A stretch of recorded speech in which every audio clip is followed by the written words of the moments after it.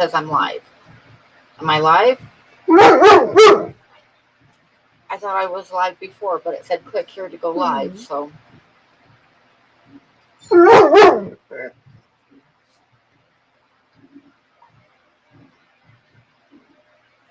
Hi, Dan.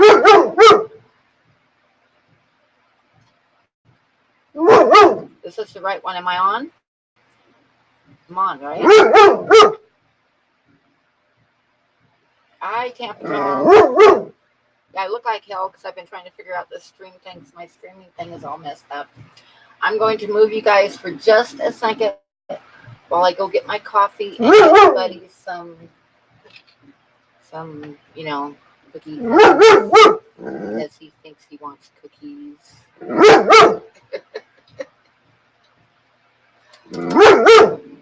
Okay, good. Sound and picture. Okay, I'll be right back. I'm going to stick you on the tank for just a second. Because Buddy needs the cookies. I'll be right back.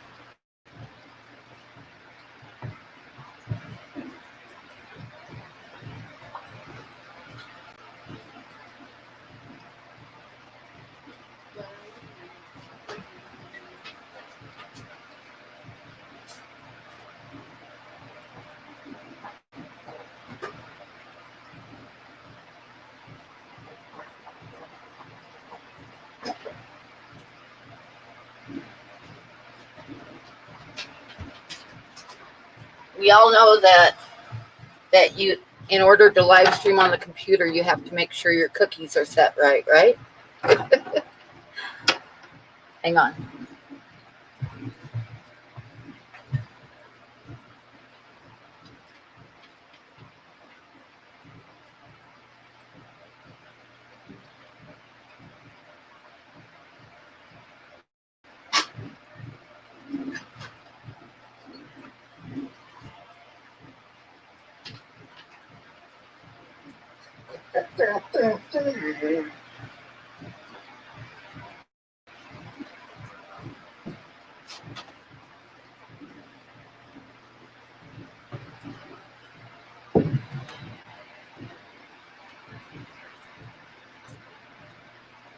Okay. I have no idea what I'm doing. I don't know what I'm doing, but I'm kind of a mess. Hi, Susan. Hi, Cody-san. Hi, Jess. And hi, Cyclades. Hi, Mark. Hi, 4G Budget Fish Keeping. Hi, Buddy. Sit. Sit. Okay.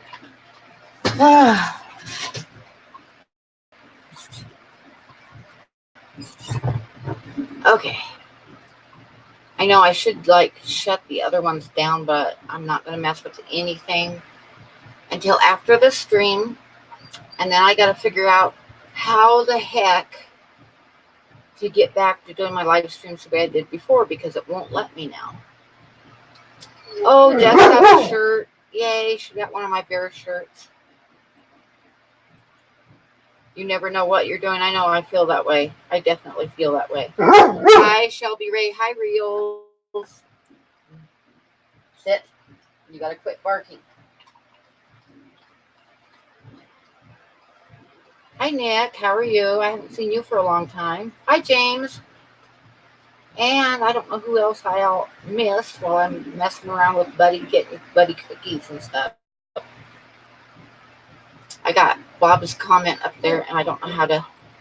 Oh, Diva, I do not. I look like hell right now because it was hot today. I didn't really have time to get ready. I was going to get ready, dressed, and look nicer for the stream, but then I realized that my stream wasn't working, so I had to start up another one real quick. Hi, Longhouse.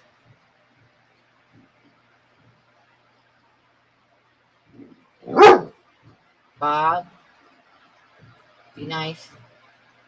Buddy. Hush. Hey, Haley. And hi, 44 Meg guy. I think I said hi to you, but I don't even know. Like I say, it's kind of confusing because my stream is not working the way it was supposed to, so I had to switch, and now I'm all frustrated because I did that way. Buddy, go lay down. Lay down. Lay down. I don't know if she's still in here. Maria Z sent me a box that I got yesterday. Hi, Kathy. The nicest thing in the world. Really nice. But I filmed it because I was going to do a video on it. And then I realized that I didn't have my camera set up right. So the unboxing did not get filmed. So I'm going to go ahead and do another short one. And it's so you guys watch for that because it was really nice. It was very nice. Is she still in here? Are you still in here, Maria? Maria Z is who sent it to me. Like I say, I'll do another unboxing. It's just going to be with it already opened up. But yeah, it was very nice. And I think I'm getting a box of art supplies from Jess tomorrow. I think that they passed it off to the post office today. When I tracked it, that's what it looked like. So it's probably going to be delivered tomorrow.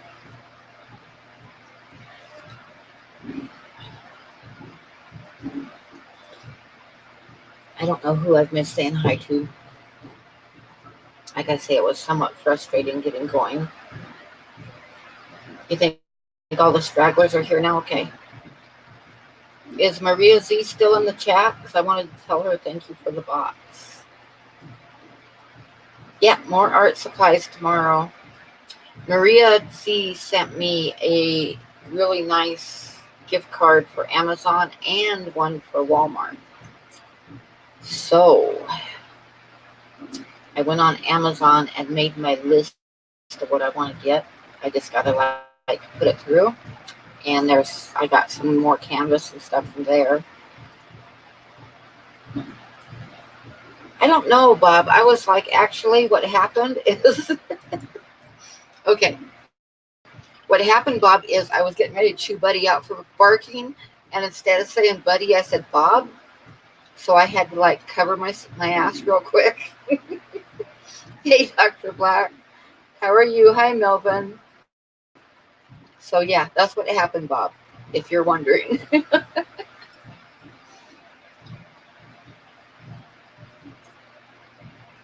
I know, it was kind of like, yeah. Like I said, I started to chew Buddy out for barking, and I said Bob instead. So then I had to like think of something real quick to say to Bob. And I knew that if you hadn't said anything, you were thinking about it. So I just, caught you there. Hey, Ed.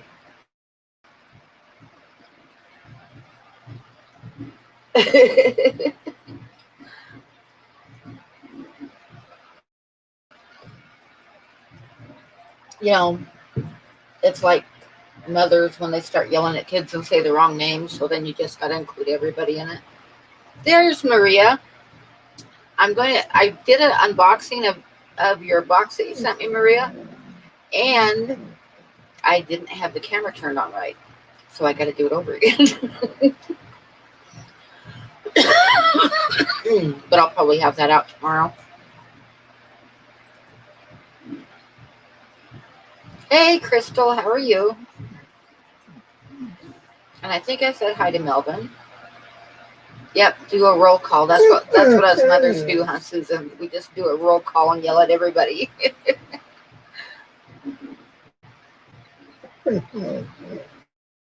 No. Go lay down. I don't know if I missed saying hi to anybody. I can't really see too much on this one.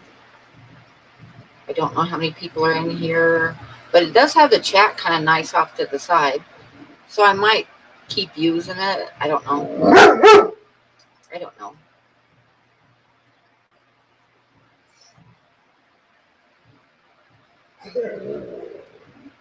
Oh no, I gotta film it, Maria, because it was such a nice thing. She got Buddy a monkey. Hi, Bipolar. And Buddy loves his monkeys. I mean, he loves monkeys. Sit down. Sit. And she got the cat some treats, which I haven't opened up yet because I'm going to refilm the opening before I start dishing everything out. Hi, Aquarium Thoughts. But like I said, the gift cards were really nice. I've got like a grocery lists that I've been like dog food and dish soap, kitty litter, da da da da da da da da, and I keep like guesstimating it and crossing stuff off and adding other stuff. But I'll probably go to Walmart tomorrow, and I've got my list all set for what to order on Amazon, which includes some canvases to paint on and something very important. And I don't know how many of you people heard about this, but I lost a whole bunch of expensive canvases this winter because I had them in two closets, like one on each side of my bedroom. Well, I didn't think about the fact that they're outside walls, and the moisture built up and ruined all my canvases. I had to throw them all away, probably about $500 worth of canvases. So that pretty much sucked. But anyway, I ordered a few more. I got a few more canvases ready to order from Amazon, and there's more on my wish list. And I'm getting a small dehumidifier to put in. I'm going to take before next winter hits, I'm going to just take the closet doors off because they're kind of rinky-dink shit anyway. And it's only me living in here, and I don't care if I don't have closet doors because, oh yeah, I definitely will, Maria. Yep, she's been in the house for the last 2 days, and she did some damage, this dang stray cat. But anyway, yeah, I'm getting a dehumidifier so I don't have that problem again. And I'm taking the closet doors off to allow circulation in the closets as well. Yeah, canvases I like totally lost about $500 worth of canvases too. I about cried. Yep, Jess sent me a big bag of cat food, and Maria sent me a bag of treats for the cats. That damn stray cat came in the house a couple days ago, and I know it was during my streaming, which some of you were there and some weren't, but when I looked up, it was trying to get out the kitchen window, and it tore down the curtains in the kitchen window. And I went to chase it out of the kitchen window, and I have cups hanging on a shelf above the window. And it tore the cups out of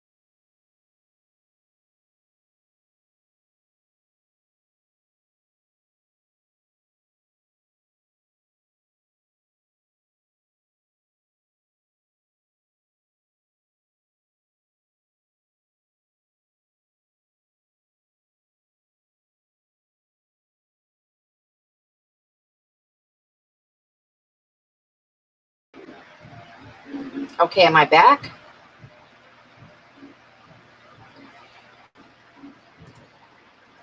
I think I'm back.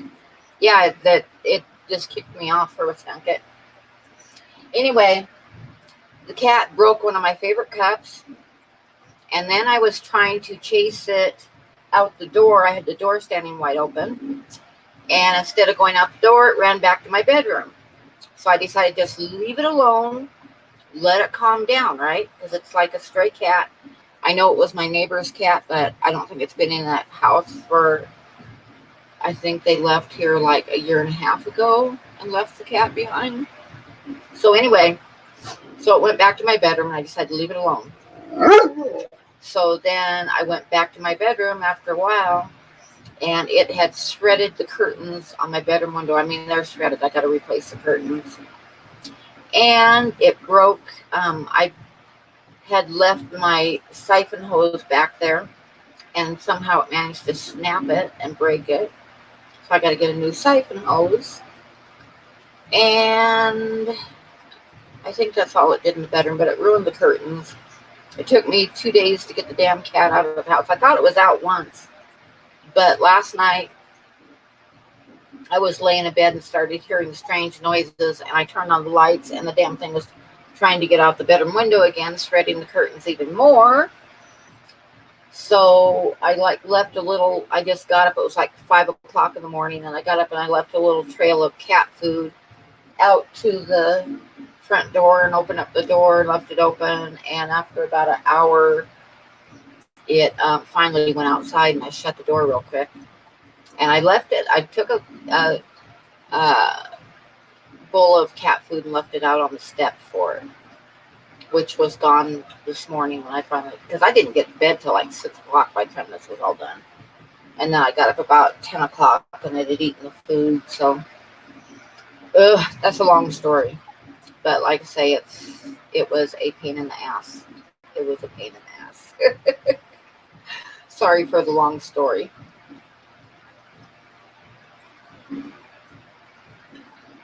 But I feel sorry for it because it cries a lot because it's hungry and it's skinny, and but I don't want it in the house. So if I put the food out, hi Dee, if I put the food out like away from the house, then the skunks and stuff are going to get in it. And I don't want to attract skunks. So I decided if I left the food on the top step, the skunks, I don't think, will climb up on the top step. So hopefully. Okay, good night, Susan. Yeah, it's definitely going to be an outside cat. I don't want another cat in the house. I don't really want another cat, but I feel sorry for it. I can't just let it starve to death, which it's on its way to doing if I don't do something with it. So I just don't want it in my house. So I'll feed it out on the porch and try not to let it in the house again because that was somewhat of a disaster. Oh, I got to add that to my Walmart list, get another siphon hose. Because I don't know how the hell it did it, but it snapped it right where it joins up with the hose. Yeah, skunks, I know they will climb. But I'm hoping if I just leave little bowls out there at a time, I'm hoping the skunks won't get it.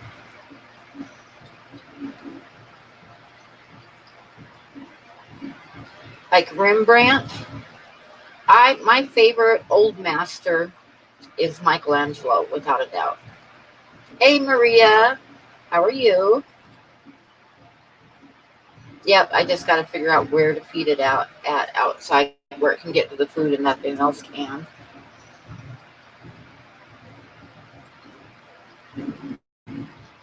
Yeah, I'm gonna leave the food up high to where it's not easy for them to get to it.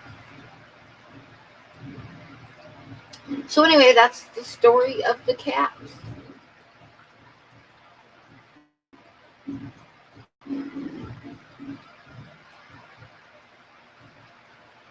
So what does everybody else have going on? On the truck hood? Yeah, it probably, except that would be like that's far enough out where probably every cat in the neighborhood, even if they're fat, would get up there and eat it.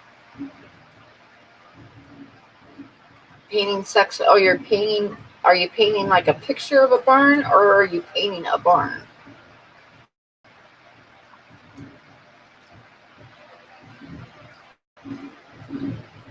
Jess, nobody's gonna want to do that. Hey, Dwayne, how are you? Hey, Mikey, how are you?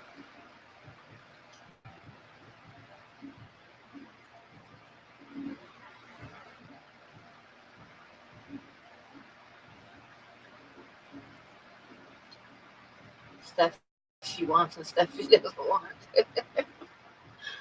Oh, well, now that I got it figured out, I had to restart another stream because somehow this weekend when I was messing around, I cannot get my regular stream to work right.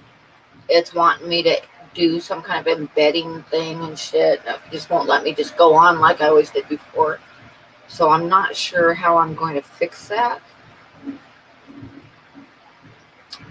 I'm not sure how to fix it to where I can go on my old way.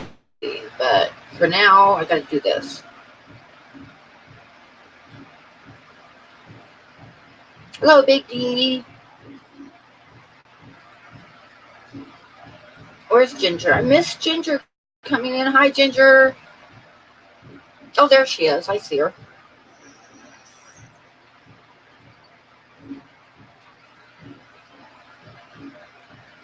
Oh, I didn't realize you were the same age as me, Chewy. Somehow I thought you were a lot younger than me. Yeah, it's asking me to hook up to an encoding software, but I don't have encoding software. I just want it to go back the way it was before, but it's all messed up now. I wonder if I need to like reset, like maybe reset the webcam. I don't know. Hi, Priscilla. How are you? Oh, you're 62? Ah, I'm 64. So, I'm still older than everybody.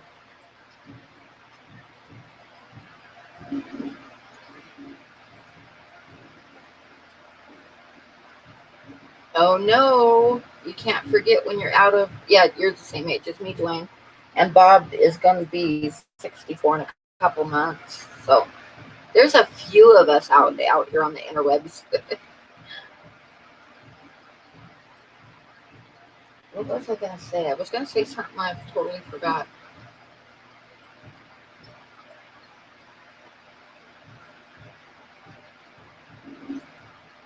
I know, Dwayne. I hum that song all the time.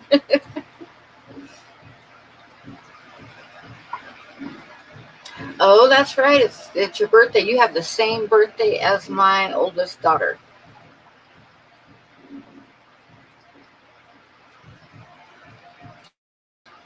Dwayne is the same age as us, Bob.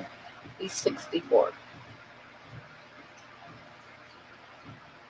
And happy birthday, Priscilla. Yeah, my oldest daughter, Jessica, her birthday is tomorrow too. I know exactly, Chewy. I've got a song written about me.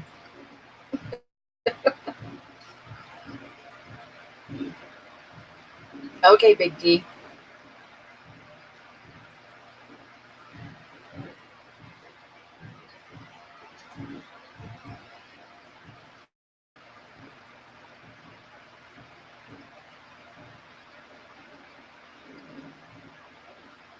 And very merry, unhappy birthday for 2 hours to you. Yep, not her birthday yet, but it will be in a couple hours. How old are you? Oh, you probably won't tell us, but how old are you, Priscilla? Because I'm just curious if you're. I think you're younger than my oldest daughter. My oldest daughter is going to be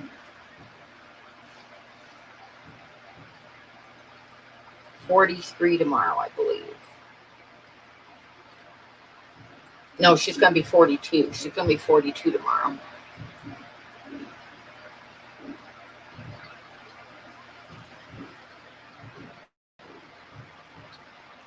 Yep, Priscilla's a baby. Tampa Tom's really a baby.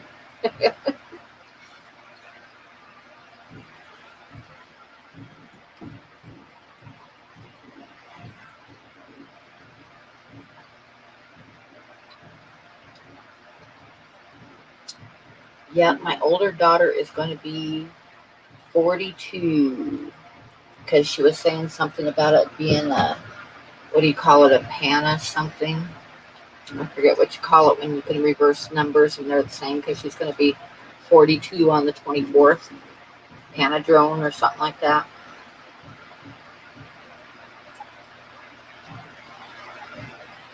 You're at the beach with family and the internet at the house you're renting is horrid. Oh, I hate that.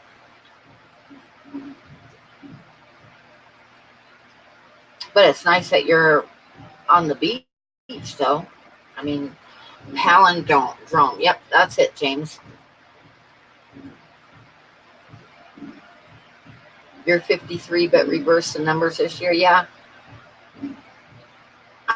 I'm like 46, right?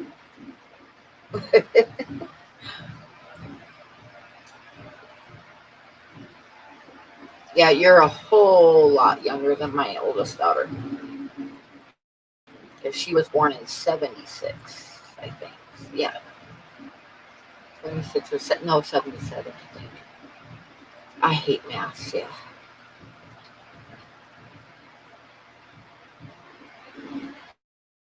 Oh, you're getting a lightning storm? We haven't had one yet tonight, but we were supposed to. We've been having a thunderstorm every single night, but it hasn't hit us yet tonight. Gorgeous clear water. Where at the beach are you at, Ginger? Which beach?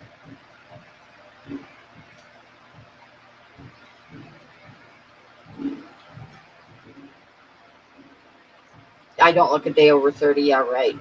I don't look a day over 90. Lightning storm there now too. Yeah, it was. We're supposed to get one. We were supposed to get one like right after dark, but it hasn't hit yet. Welcome back, Jess. Yeah, we've been getting like a thunderstorm every single either. Actually, it's usually been in late afternoon or night, like 5, 6 o'clock. We've had one almost every single day. Lots of lightning. At least we haven't been getting hail. We were getting hail almost every night. Your neighbors think you're spying on them. Who is that on lady on Bewitched? Was it Mrs. Cratchit that would like peek out the windows at him all the time? Oh, Florida, nice, very nice.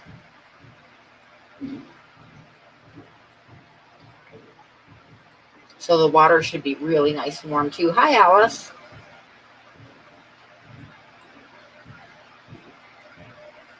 Okay, I'm gonna have a cigarette. So anybody that doesn't want to watch me smoking can shut their picture off. Mrs. Kravitz. Yep, yep. And she'd end up on the moon once in a while. That was a long time ago. Showing my age.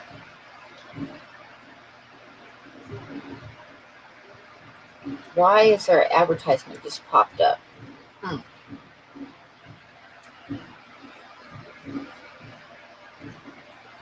You smoke in your garage? I have like a smoking area set up outside, but I just open all my windows and smoke in the house.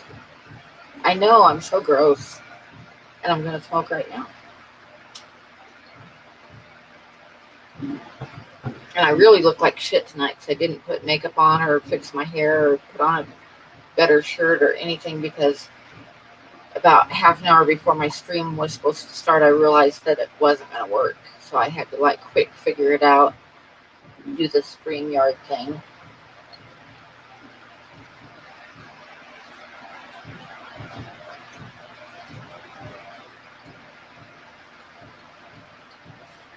Yeah, she was the neighbor, Mrs. Kravitz. She would always peek out the window at what was going on over there.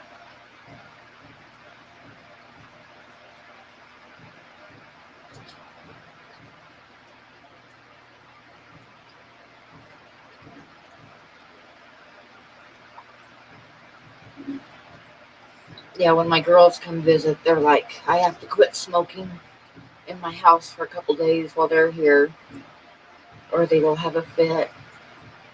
But you know, hey, it's my house.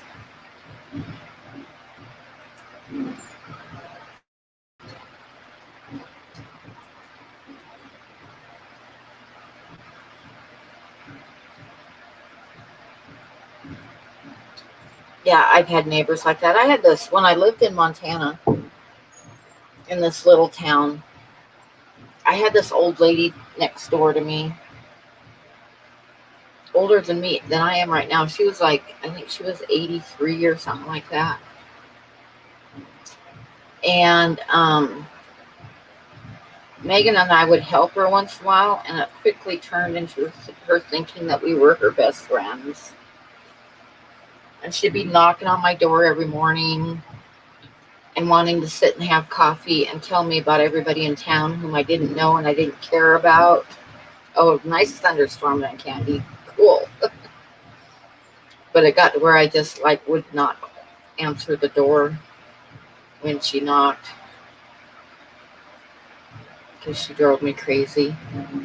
We would help her. I mean, you know, when she needed help with something, we'd go over and help her. But it was like she had knee surgery and she had me take her to the doctor in Billings.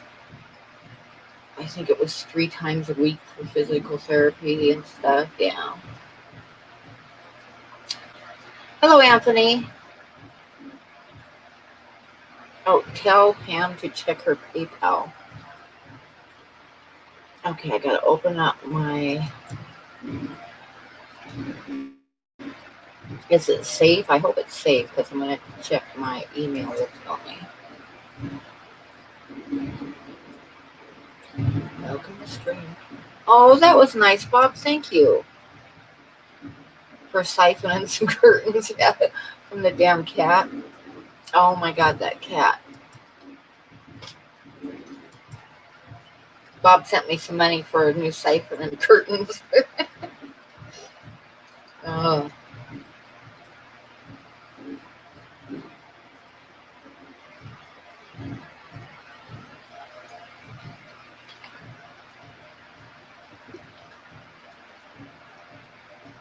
You're ready for winter to come back so you don't have to run your air conditioner. I know. I don't have an air conditioner. I've got fans. And today it got up to 82, so the house got kind of warm, but not really too terrible. Yeah, isn't Bob pretty cool? Pretty cool.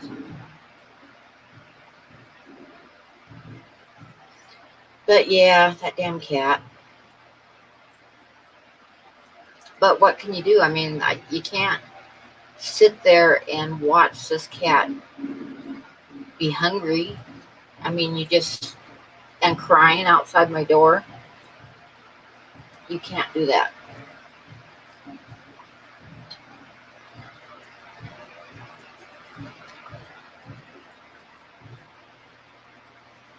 And for some reason, it like has decided that my trailer is the place to be. I mean, like it's always underneath my trailer and stuff. I think, and my two cats get along fine with it. So she hangs out here. There's a crazy cat lady is about 5 or 6 houses down from here, but she's got like 30 cats or so, and for some reason this cat doesn't want to go there. Priscilla, it's my bedroom curtains. This damn stray cat like shredded my bedroom curtains. I mean, totally like there's like a hole that like starts up here and goes down like that far. There's two of them. You can see where its claws hit and it just pulled down. And it totally like ripped the curtains down. So there's these two great big holes in my curtains.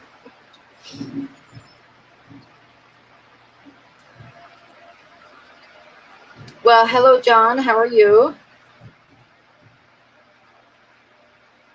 Yeah, maybe. Well, what happened is the people next door to me moved, and they had 3 cats, and I don't think they took any of them. And the other cats, what's the gold mine, Jess? Oh, I got to make videos of all that stuff, chasing the cat around the house. But anyways, they had 3 cats, and the other 2, I think, ended up down at the crazy cat lady's house, but this one decided to stay here at my house. So, and like I said, I can't, I mean, over the winter, don't tell anybody that I'm so stupid, but I would like leave the door open a little bit and let her sneak in and get some food and then sneak out again. And I just pretend I didn't see her. But I'm going to start, I'd say, feeding her outside because that was not cool. She like did some damage. Oh no, Ginger, you're kidding.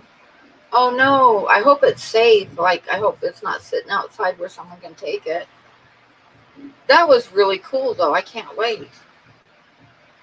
Be sure to send me a tracking number. I'll be darned. That was stupid of them.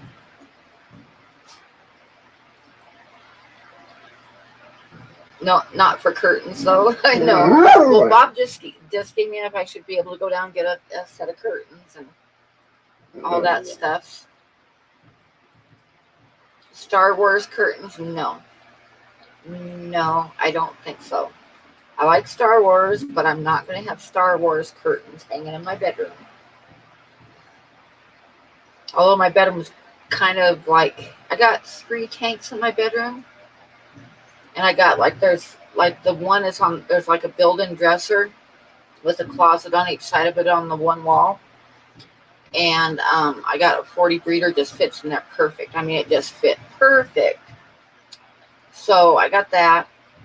but I'm going to take the closet doors are just those like cheap wooden ones that slide and they're always hanging up. And that's where I had all my stretch canvases that got ruined.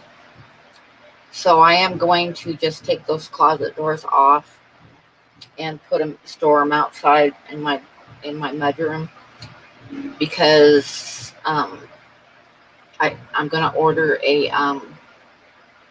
dehumidifier to put in there, but I'm not going to have the closet doors shut. I'm not going to have the closet doors on there at all, because I don't want everything to get ruined again. So I'm going to just leave it open. I mean, heck, it's my bedroom. Nobody ever goes back there anyway but me.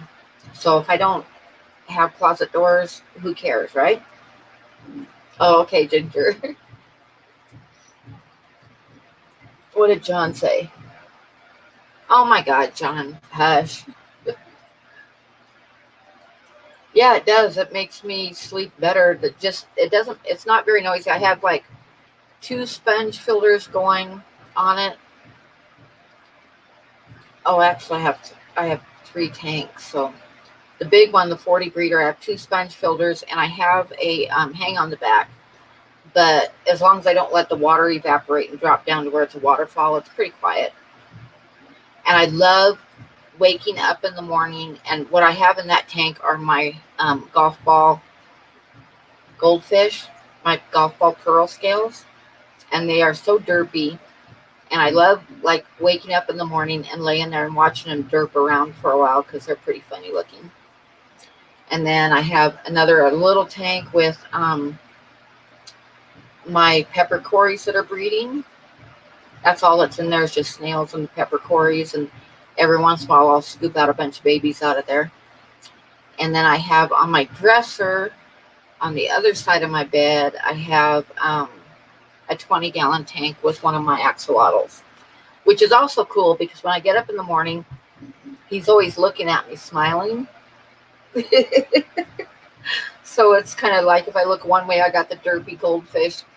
And if I roll over and look the other way, I got this axolotl that's always staring at me in the morning with a big smile on his face.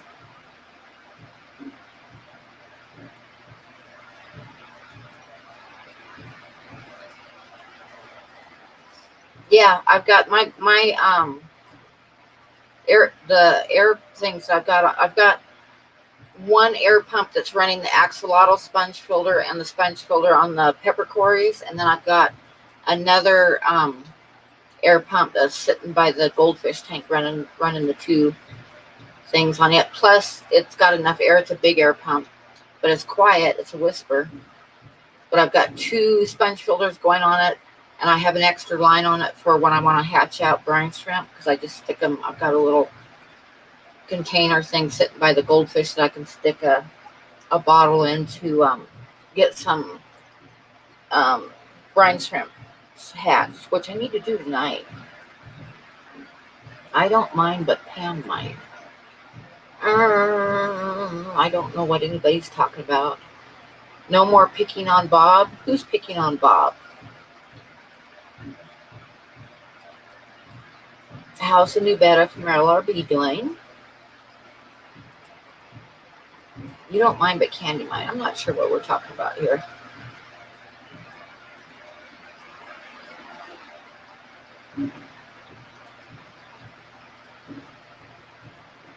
Chewy, see, that makes sense.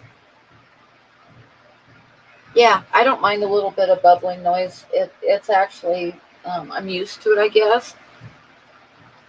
But it definitely doesn't bother me any. I know, huh, Priscilla? Who's picking on Bob? And I let my cigarette go out, so. If I leave this bar thing up, then you guys can't see me smoking, right? I'll just go like that.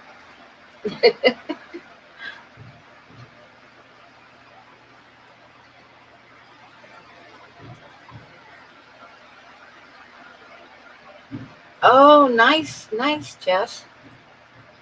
Jess says, "Let's pick." I'm gonna highlight that.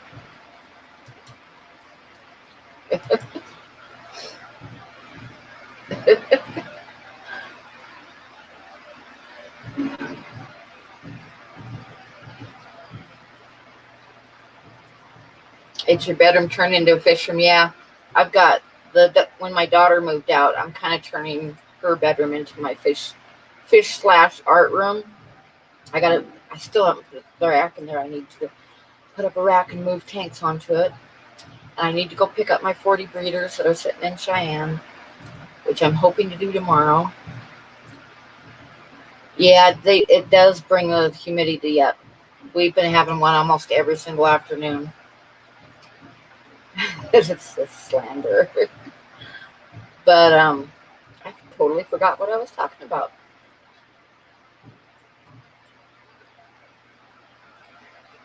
What was I talking about? I don't know.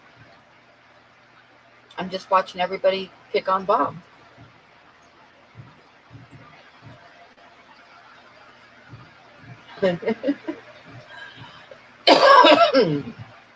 Jess is mean. She's very mean.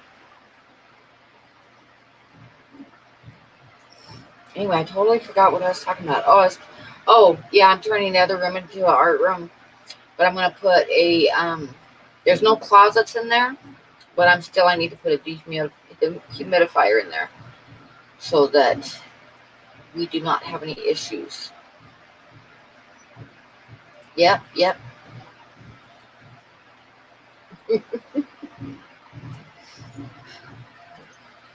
Are you wearing my shirt, Jess?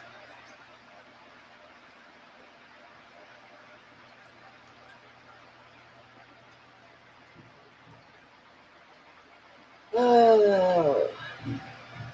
Oh, you're starting to work on a new 55 gallon? What are you going to put in it? I got 240 breeders sitting at PetSmart that I've paid for and everything. I just got to go pick them up in Cheyenne. What am I working on? I'm working on, right now, I've got a drawing that I'm doing for Dan that I'm working on. And I've got an oil painting that I've started but not actually started painting on yet. What I do when I start an oil painting, do you guys want to hear about this? Who wants to hear technical things about oil painting? Probably nobody.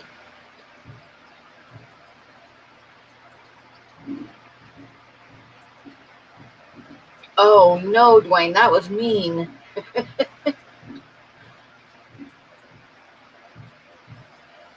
Okay, so when I started oil painting, you got to keep in mind oil paints, when they're totally dry, which it takes a year for an oil painting to dry totally, but it will be, depending on the colors that you use and stuff, whatever is underneath is going to show a little bit.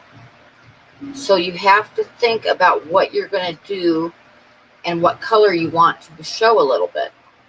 So, and it's not like you'd think like, okay, I'm painting an animal, so I'm going to do the background brown. No, you don't want to do that. See, I always paint the canvas first because there's nothing worse than working on an oil painting and seeing little white specks of canvas. You know, like you make a brush stroke and there's a little teeny dot showing. So I always like cover the canvas first before I ever start on the oil painting. And usually you got to think about what you're painting. Like if I'm painting a person, believe it or not, with the flesh tones and stuff, it can get really pink and stuff too fast, like pinks and oranges and not the colors that you want. Because flesh color, tends to go that route. So you paint green underneath of it, and that tones down the flesh tones to where they're softer looking and stuff as it dries. I don't know if that made sense to anybody. But, oh, dang, Bob, that sucks. I passion for pets. But anyway, so I always start by painting the canvas with acrylic paint, because you can paint. This is the other thing. I'm just telling you guys all kinds of stuff you probably aren't interested in. But you can paint oil paints on top of acrylic, because acrylic it's like a plastic. But you cannot paint acrylic on top of oil paints, because of the fact that oil paints take a long time to be totally dry and acrylics dry instantly. So you're basically putting a hard coat on top of wet paint. Even if it feels dry to the touch, it's still wet for a while. Not wet, but it's not dry. So if you put the acrylic on top of the oil, it's going to make like shutting off the air to the oil paint, and it's going to crack. Yeah, it takes almost a year for oils to be completely dry. But you can, however, like I say, paint oil on top of acrylic. And the advantage to what I do where I paint the canvas a solid color to get rid of all the white, I do that with acrylic so that it's instantly dry and I don't have to wait or worry about that layer. So I'll paint it a solid color with acrylic, and then within a couple hours I can start oil painting. But anyway, I got that started. I'm starting oil painting. I just spent like half an hour telling you guys I was starting an oil painting. Tempera is like a watercolor. It's like a thick watercolor with, used to be it's like a really old medium. And it used to be made with like eggs, which gave it kind of a satiny look. Like if you're talking like the old masters, like Leonardo da Vinci and Michelangelo and stuff, they would use tempera, but it was a tempera that actually back then they made all the artists made all their own colors, and they all had their recipes that they guarded. But yeah, the tempera is like an egg, and it makes like a shiny surface when it dries, but it dries fairly fast because it's kind of like watercolor, but not quite. Egg binder. Yep, Dan. Yeah, tempera it dries pretty fast. It's almost like painting with watercolor.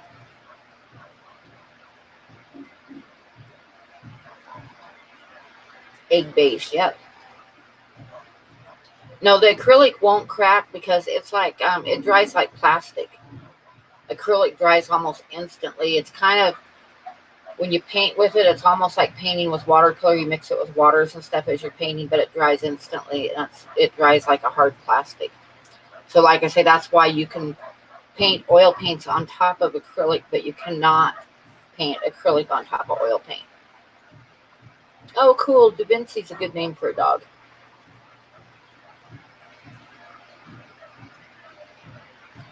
I hope I didn't just bore everybody to the absolute tears with all this technical talk about oil paints and stuff.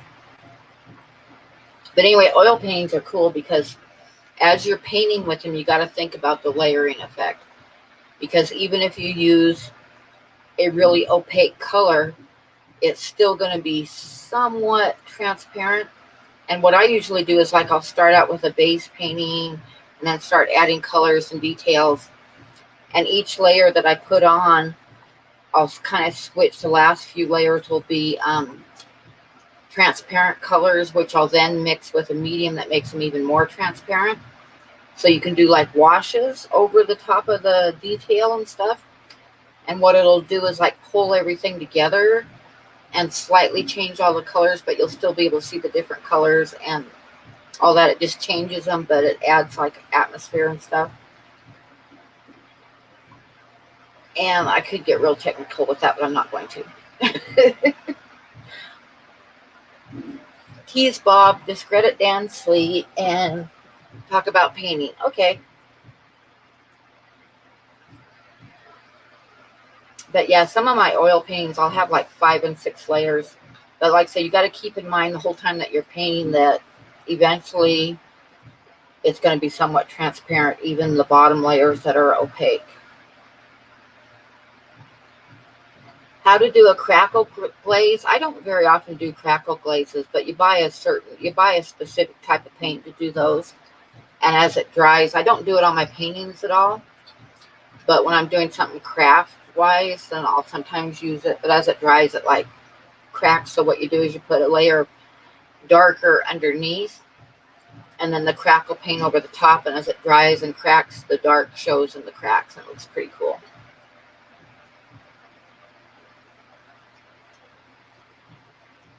You move some white cloud fry to an empty 55 gallon.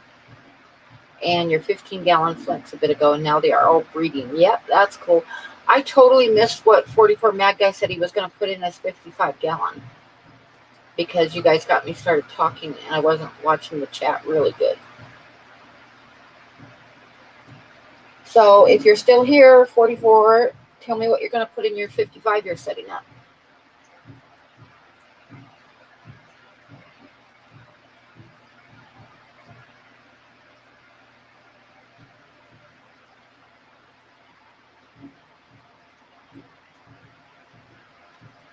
Oh yeah, they made their own colors, like oil paints and stuff that you could buy were not a thing until, like, I'm not sure what year, but back in the days of the old masters and stuff, they had to make their own colors.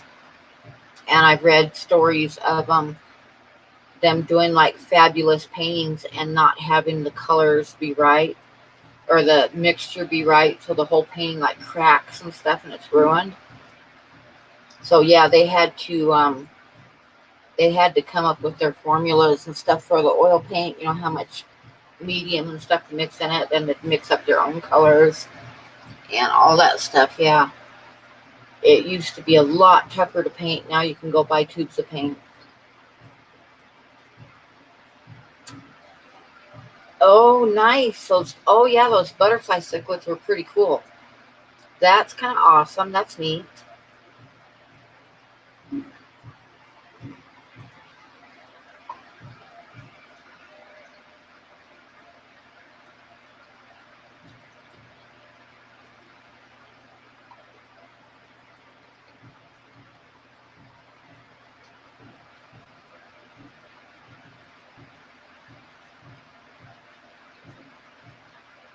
I never went to art school, Bob, so I kind of like muddled through learning stuff by myself and a lot of trial and error and yeah, how to use colors and stuff. I kind of like, it took me a while to learn. That's the thing about going to art school. If I would have been able to go to art school, it probably would have cut years off of my learnings where, you know, I would have started doing better art a lot faster. But I've always done charcoals. I've always loved to do charcoals. The oil painting took some learning because there's a lot more to using color than most people would think.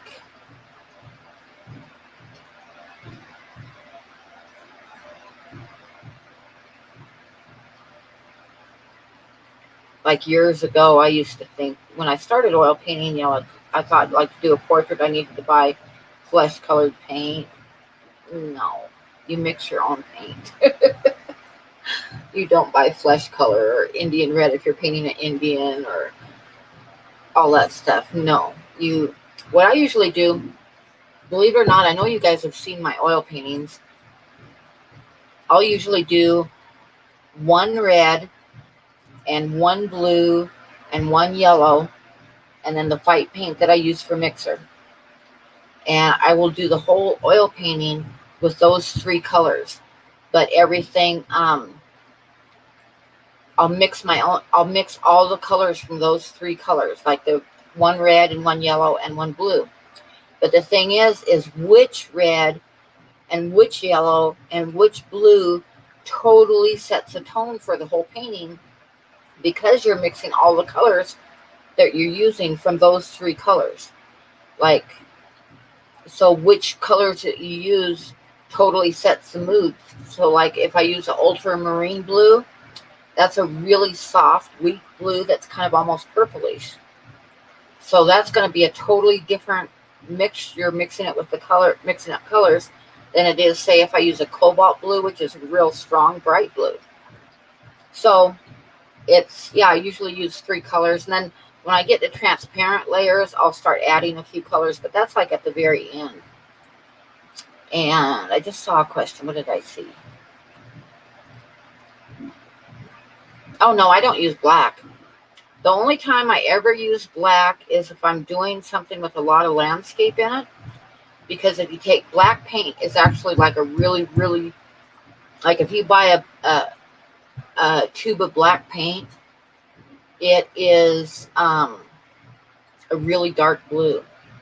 So if you take like black and yellow ochre, you can mix up some beautiful, like earthy looking greens and stuff for trees and grass and stuff. So that's the only time I ever use black paint. But, and the thing is if you want something like, a lot of my paintings have black on them, but I mix up my own black. And the difference between buying the black paint and mixing up my own black is when I mix my own black, it's like lush and vibrant and velvety looking and just like a really nice rich black. Whereas if you use black paint, if you buy black paint to use, when it dries, it looks dead.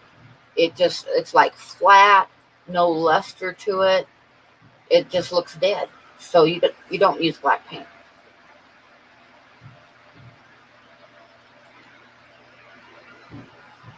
But the black paint does mix up into some nice greens, but I very seldom do that. I usually just use blue and yellows to make my greens. No one wants to see it. It will not be good. Only Pam can save you now. What is going on now? See, you guys get me talking, and then I totally lose track of what's going on in the chat.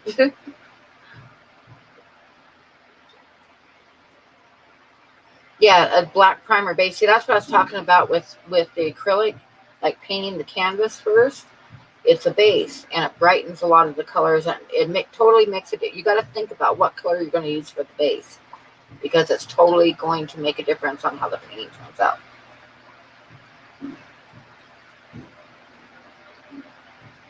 If Pam doesn't start making an art series by next week, I'm going to start one. Okay.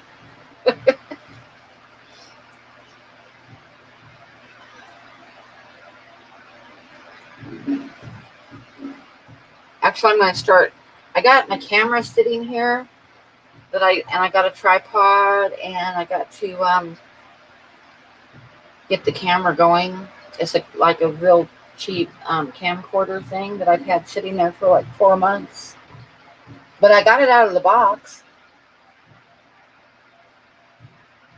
You did 3D paint, 3 paintings today, and you only used black paint, but your tanks look good. Yep, I used black paint on the back of mine too. I used black acrylic paint.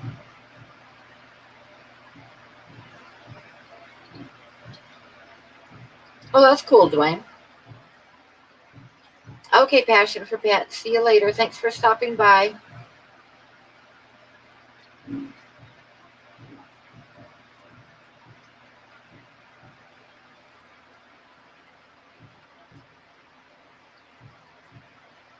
They will refer to Jess Shrimp Granny as the opposite of the below Bob Ross.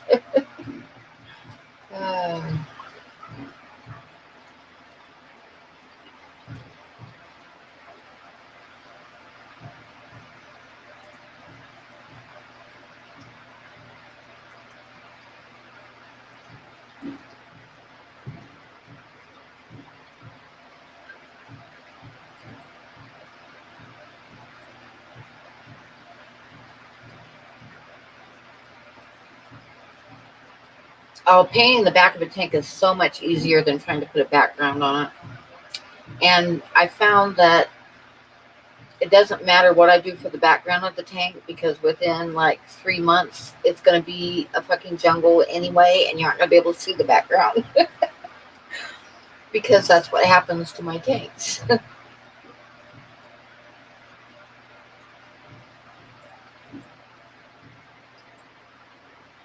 Okay, Bob.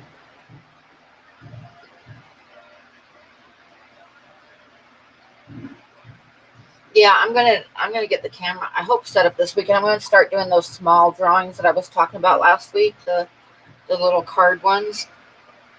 So, but I'm trying to get the camera set up so that I can stream it.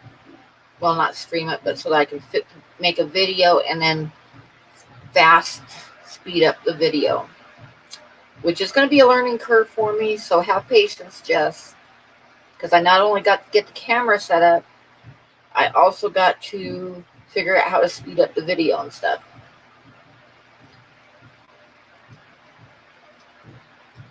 Oh, that sounds cool. I'm not even sure what you're talking about, Candy. 1,000 layer rock? Sounds cool.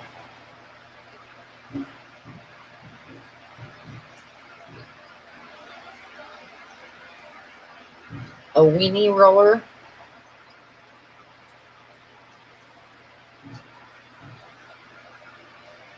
You've had that camera for months. You do not feel sorry for me. Yeah, I think I bought it in like March, April. I think when did I have my surgery? Was like I think the end of March. So probably I think around the middle of March I bought it, and I just took it out of the box a couple days ago, and I looked at all the parts to it and decided to wait. Okay, Aquafunk. Hi, bye. Have a good night.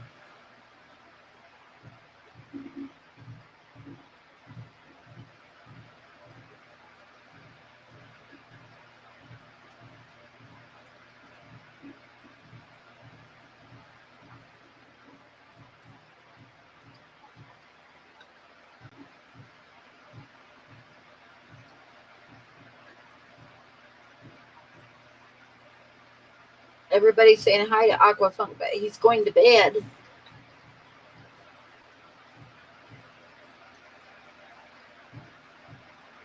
A small hot dog sized roller skin. Yeah, I just use like one of those disposable foam brush things, and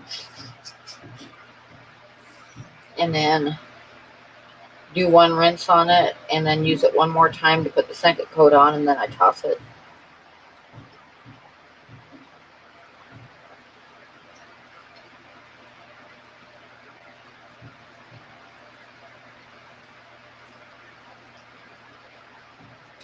Yeah, Jess, I see your comment there about us both trying to use Streamlabs. Now that totally screwed up me being able to stream the way I used to stream. I mean, it totally screwed it up. Even though I like went to programs and deleted it off my computer, now my regular streaming thing won't work. So that's why all the confusion tonight when I started my stream and had all these stupid streams going at once.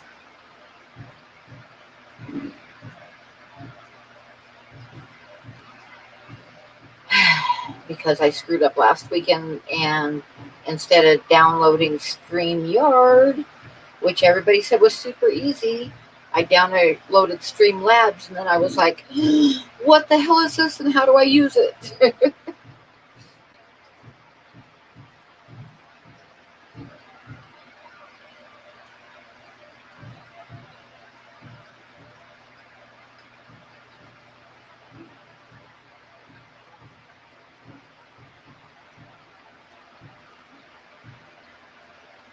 Dan says he took way too many pictures. I'm not going to say that word because, you know, not like I'm going to get monetized or anything, but, Anyway, he's got the lenses figured out. So I'm looking forward to watching Instagram and seeing his new pictures. Yeah, what's expensive? I missed something.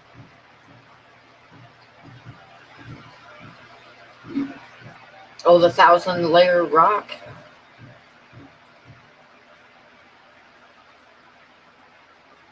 $103 for a 1,000 layer rock. Oof, oof. I'll go to McDonald's, thank you.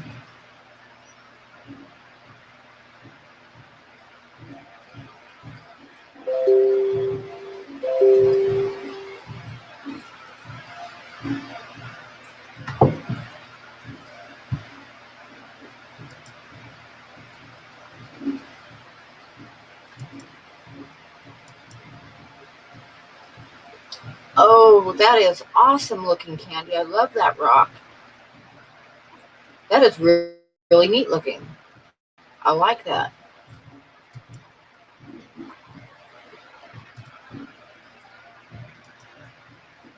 Yep, exactly, James. I should highlight that comment just for a minute, just because.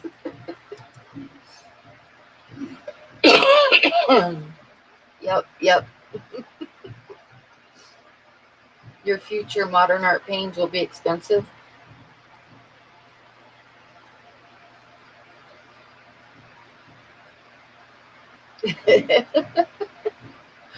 Yeah, that's a good comment.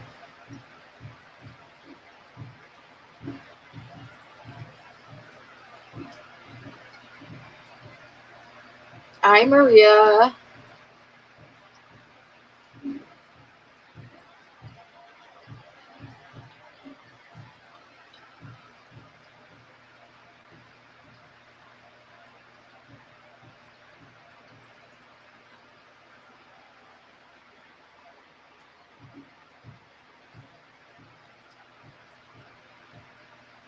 Everybody's saying hi to Maria. I'll have a cigarette while everybody's saying hi to Maria.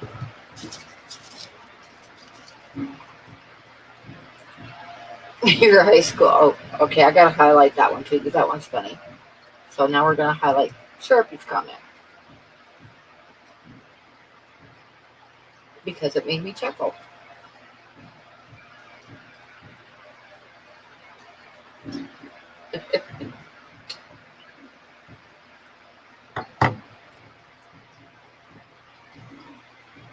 I do like the highlighting that you can do on this program, but I kind of want to be able to just um, set up my streams like I did before to where they're set up a week in advance or a couple days at least in advance, and I can't do it if I'm using a StreamYard.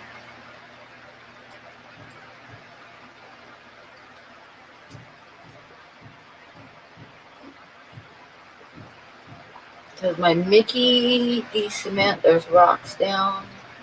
Have you been to Bakersfield? I've been to Bakersfield years and years and years and years and years ago.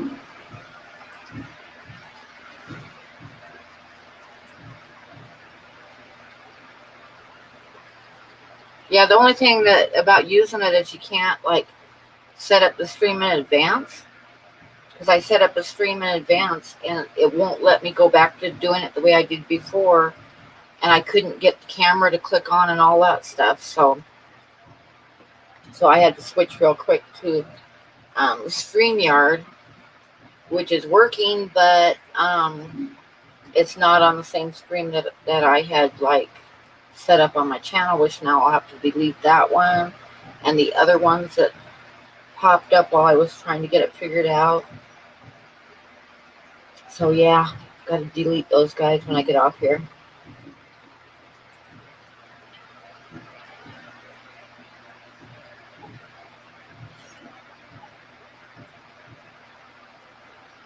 Nobody wants to send me random stuff once a month. Just quit.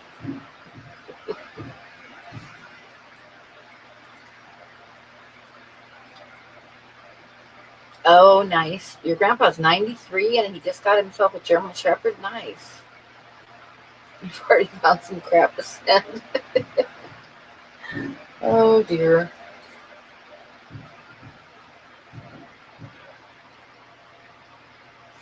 Nothing happened exciting, Priscilla. I'm just like talking away. No, we forgot we were picking on Bob. Everybody forgot. I think he took his dogs outside, so I'm not sure if he's back again yet or not.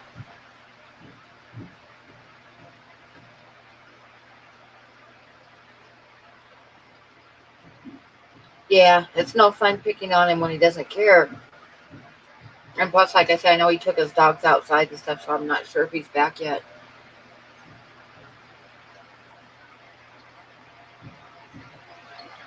Very nice, Maria. I hope I can do that when I'm that age.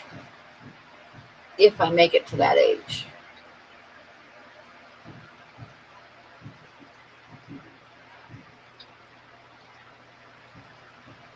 Bo is walking the dogs.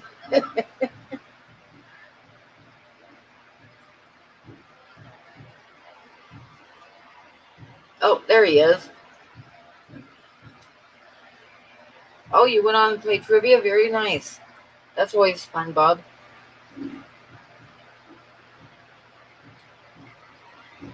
Okay, let's pick on Sharpies. And yeah, let's pick on John. And he still has his driver's license. Awesome.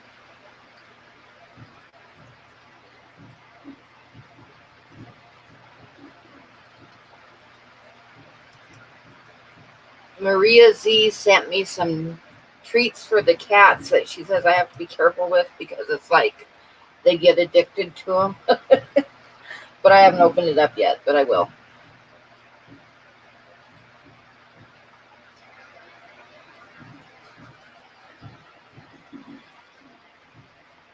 And then she sent a new monkey for Buddy to play with. Let's all do monthly random Patreons for Pam. That would be kind of awesome. But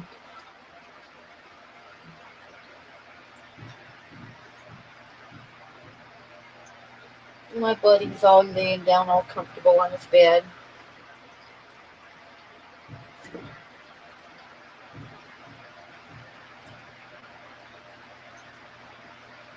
Bob, have you picked a day for going to the barrier reef? Are you going to Australia, Bob? No.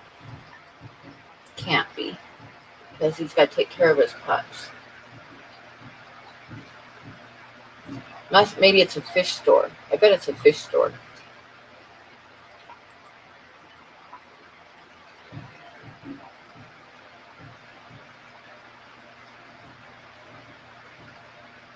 Yeah, that's what I'm thinking. It must be a fish store.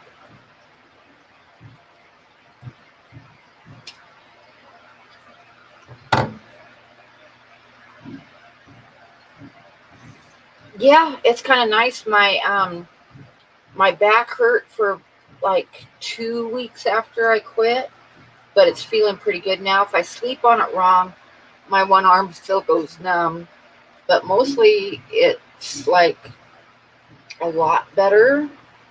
And the only thing is I need to like kick myself in the ass to spend more time drawing every day.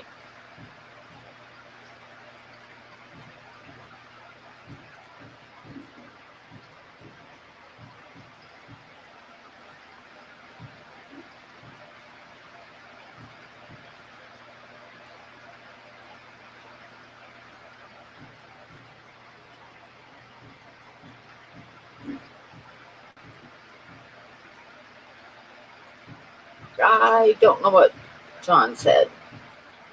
I prefer to get paid to sweat rather than pay to sweat. Okay. Yeah, this is like it's like a pinched nerve between my shoulder blades. I know that's what it is because um it's right smack between my shoulder blades, and my one arm goes numb and starts tingling if I get in the wrong position when I'm sleeping. And I like to sleep on my side, but I have to sleep flat on my back now, or my arm will go numb. And when I was working at the store, every night I'd have to count the cigarettes and stuff, and it was too much. Like, even if I kept this arm down, reaching up to count the cigarettes was like killing my back. It was just killing it. To where by the time I went home, I would be in extreme pain and couldn't sleep, and then it would still be hurting the next morning when I got up, and da da da da da. And it's finally starting to get better now. I have not done fantasy art. I just mostly do Western art. I told you guys there was my landlord when I was living in LA. He wanted me to do a commission for him, and he said if I did it, that I would have like a whole bunch of commissions because everybody else that in his club that he belonged to would want one. Well, what it was he belonged to this pony club. Like, one of them would dress up like a pony, complete with saddle and bit and reins and everything, and the other one would ride them. And that's what he wanted me to draw. Yeah.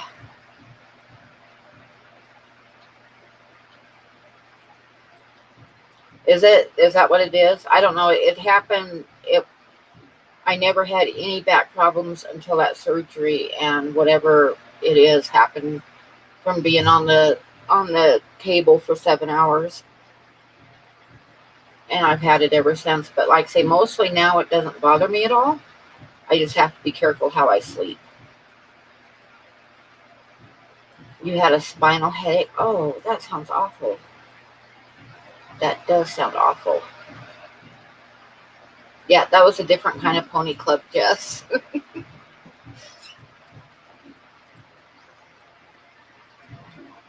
No, actually, I didn't do the commission.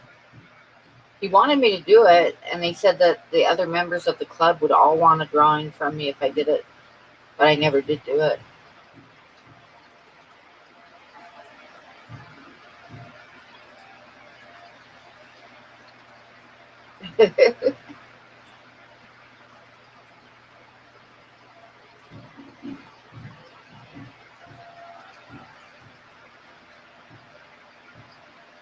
Do it now? No, no, I'm not going to do that.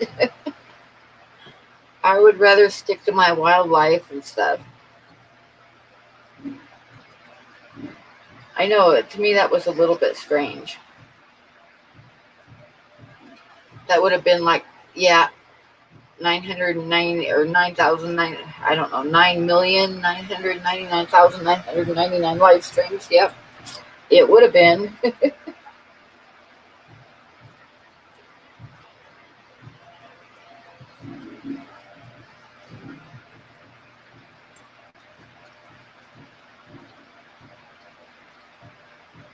Yep, wildlife or the wildlife. Yep.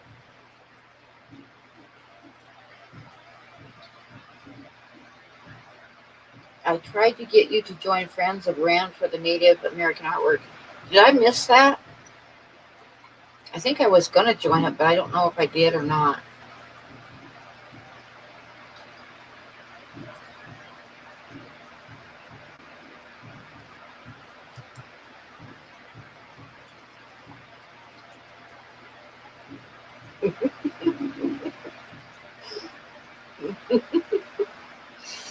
Okay. I'll have to look for it if I remember. I'll try to remember to look for it. Friends of Rand. Is that like, do you have to be a Native American though? Because some of the art groups are like, if it says Native American art, you have to be a Native American to be able to post your art.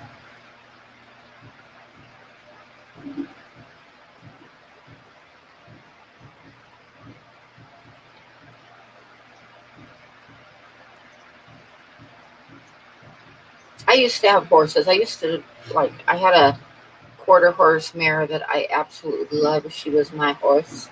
And then the kids each had a horse for 4-H. And my ex husband had a horse, and he was an idiot. But we won't talk about that. Oh, Museum Rand Museum. Museum Rand Museum? Okay. I'll have to check that out.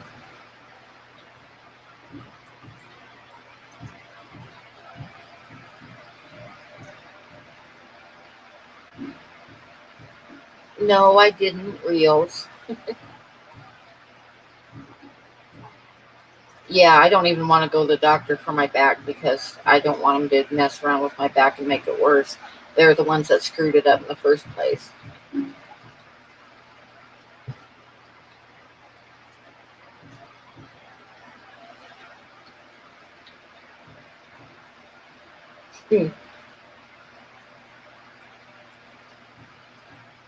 Reels is making fun of me. I know he is.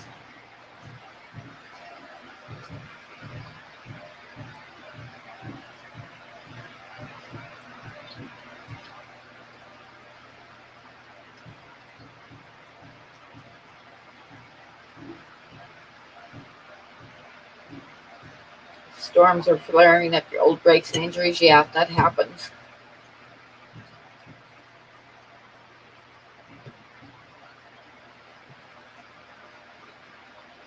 Hmm.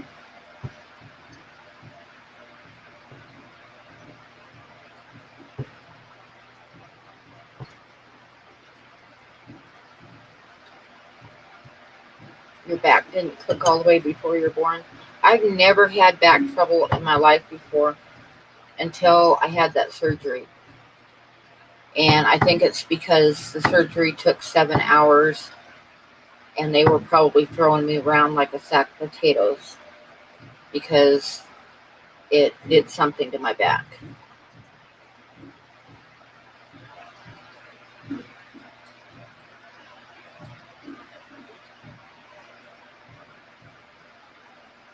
Yeah, exactly, Big D. That's what I worry about. That's why I don't want to mess with my back. And since I quit, my back is getting better and better all the time. The like I say, the reaching and stuff that I was having to do at work was aggravating it, and it was getting worse and worse and worse. And now it's finally getting better all the time.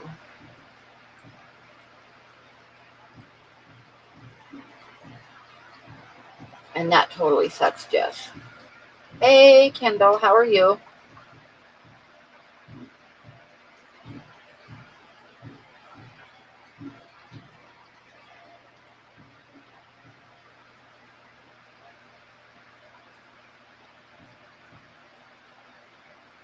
I'm thinking it might be rice fish time.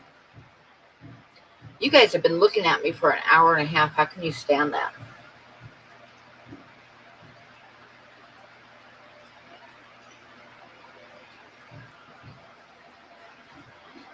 Hmm.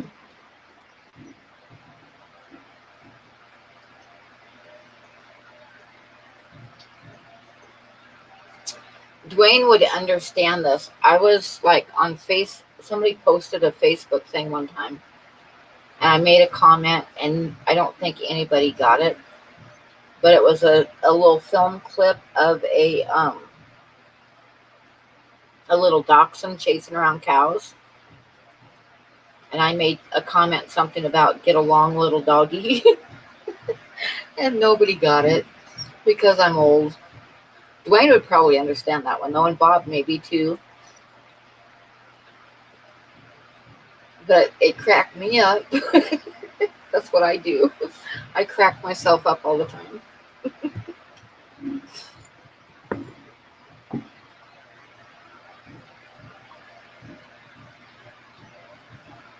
Okay, I'm going to move you guys over to the tank because I've been on here for almost an hour and a half,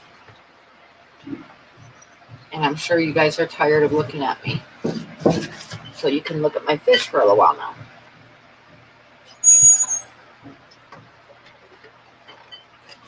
And let me get this all organized. And there's the buddy, but I don't know if you can see him because it's kind of dark. Buddy, buddy. Yeah, his face is totally in the shadows.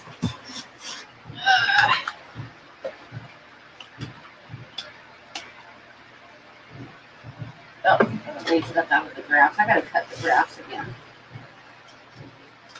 And the camera's spooking the fish. Made this all took off.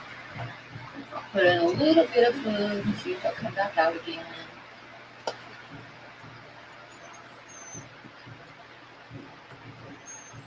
The camera freaks out the fish. I don't know why.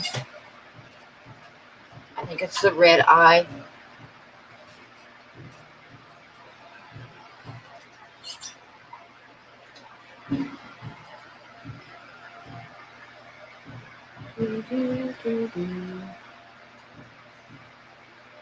What are you doing? Oh, come over and cut my grass. The middle of it. I need to get a weed whacker and do all around the edges of the fence and stuff because it's really bad. Oh yeah, lots of snails. There's always snails. Lots of pink snails. Okay, good night, Maria. Oh, you got to work in a few hours? Yeah, get to bed. Uh-oh, the door is open. I better shut it or I'm going to have a stray cat in the house. We know we don't want that.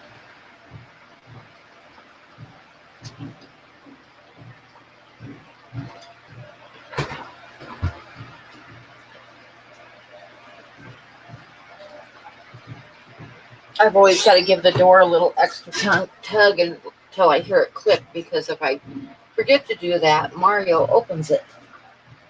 Yep, close the door before Pam sneaks in. Gotta think of a better name than that, Dan. If you're gonna name the stray cat, you gotta think of a better name.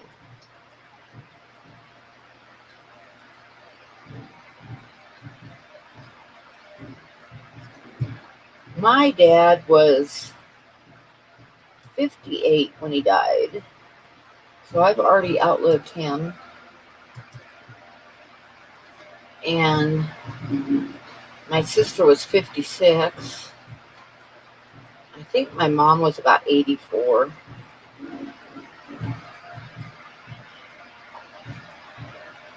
Good night, Fishin'. Tank Dicks.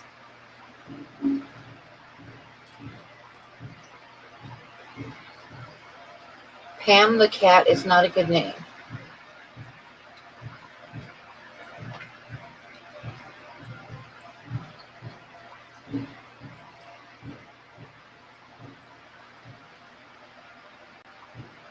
Rosie would be a good name.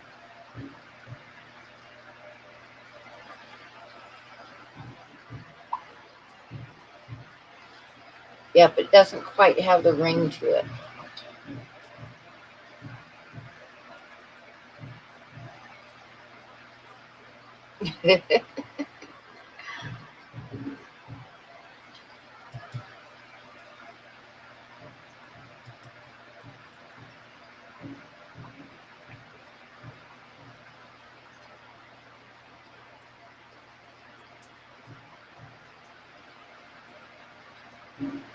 I never really liked the Jetsons that much. Of course, by the time they came on, I was older, so.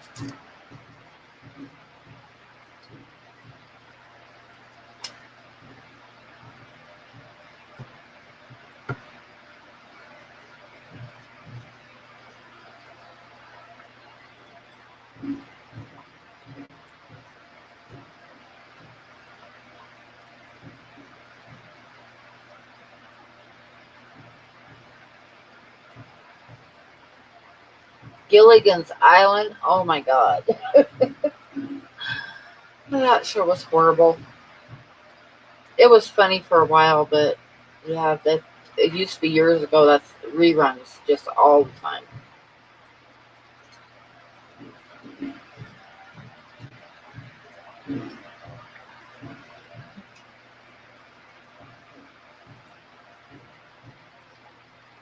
Tell us a good story. I don't know. I'd have to have a subject.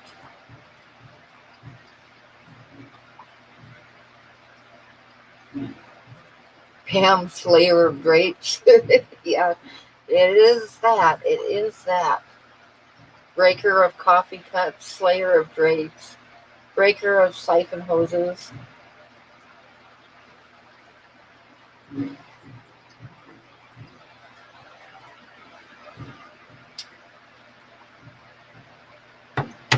Let's talk about seafood restaurants. What is there to talk about seafood restaurants? Wile E. Coyote. Yep, Wile E. Coyote was good. I like Wile E. Coyote. He was one of my favorites.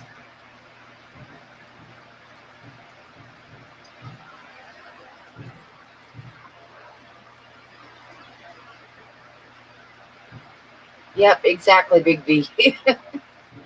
Remember, what was the other one? Hogan's Heroes, which I kind of like that a little bit too.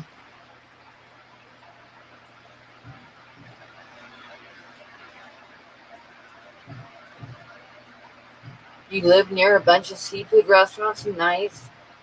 I live in Wyoming. There's no, like, all the seafood is frozen.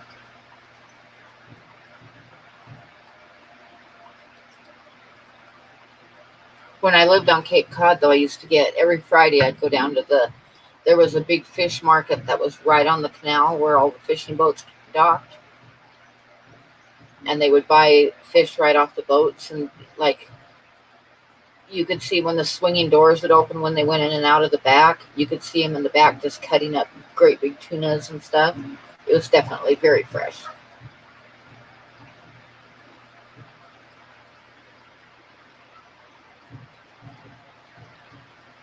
I don't remember what I thought I would be like when I was 40.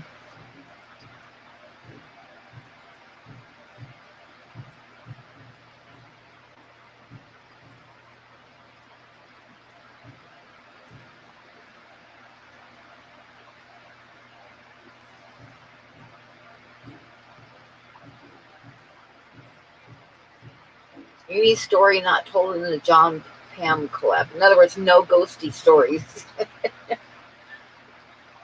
I never actually, I think when I was like in my 20s, I never figured I'd live to be 50 or 60.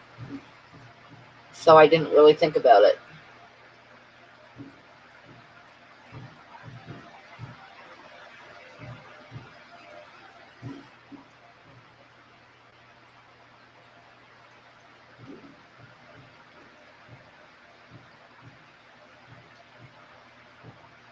No, not spooky stories. We did that already. I think I've told most of them. It's just all redundant.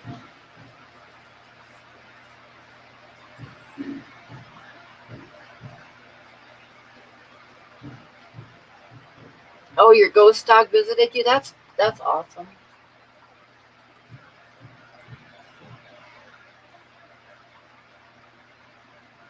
I know 40 was a long time ago. I do remember a little bit about turning 40. My ex-husband was a year old is a year older than me. And when he turned 40, I had a great big surprise party for him. We were living in Eastern Washington, and I invited like three couples that we'd been best friends with in Oregon. I invited them up for his birthday for a surprise party, and they all showed up. So I had this great big surprise party for him, and he was just like, we hadn't seen our friends for like 5 years, so it was pretty cool. So I had this big surprise party for him. I don't remember what I got him, but I got him some neat stuff and had all of his friends come up for a big surprise party. And the next year I turned 40.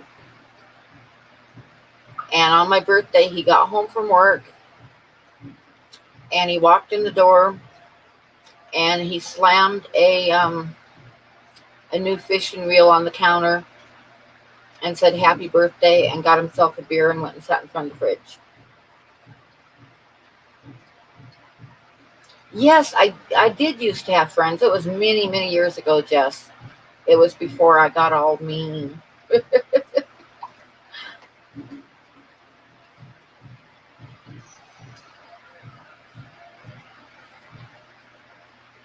Oh, actually, I think that is the only time in the 20 years that we were married that he ever even remembered my birthday. So that was better than nothing, which is what I usually got. He actually didn't remember our anniversary or my birthday or any holiday at all until after I left him. Then all of a sudden his memory came back. When he was trying to get me to take him back, all of a sudden his memory came back and he remembered when it was my birthday and when it was our anniversary and stuff.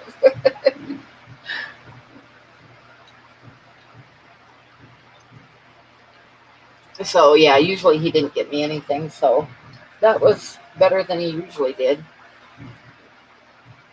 At Christmas time, just to show you guys what he was like.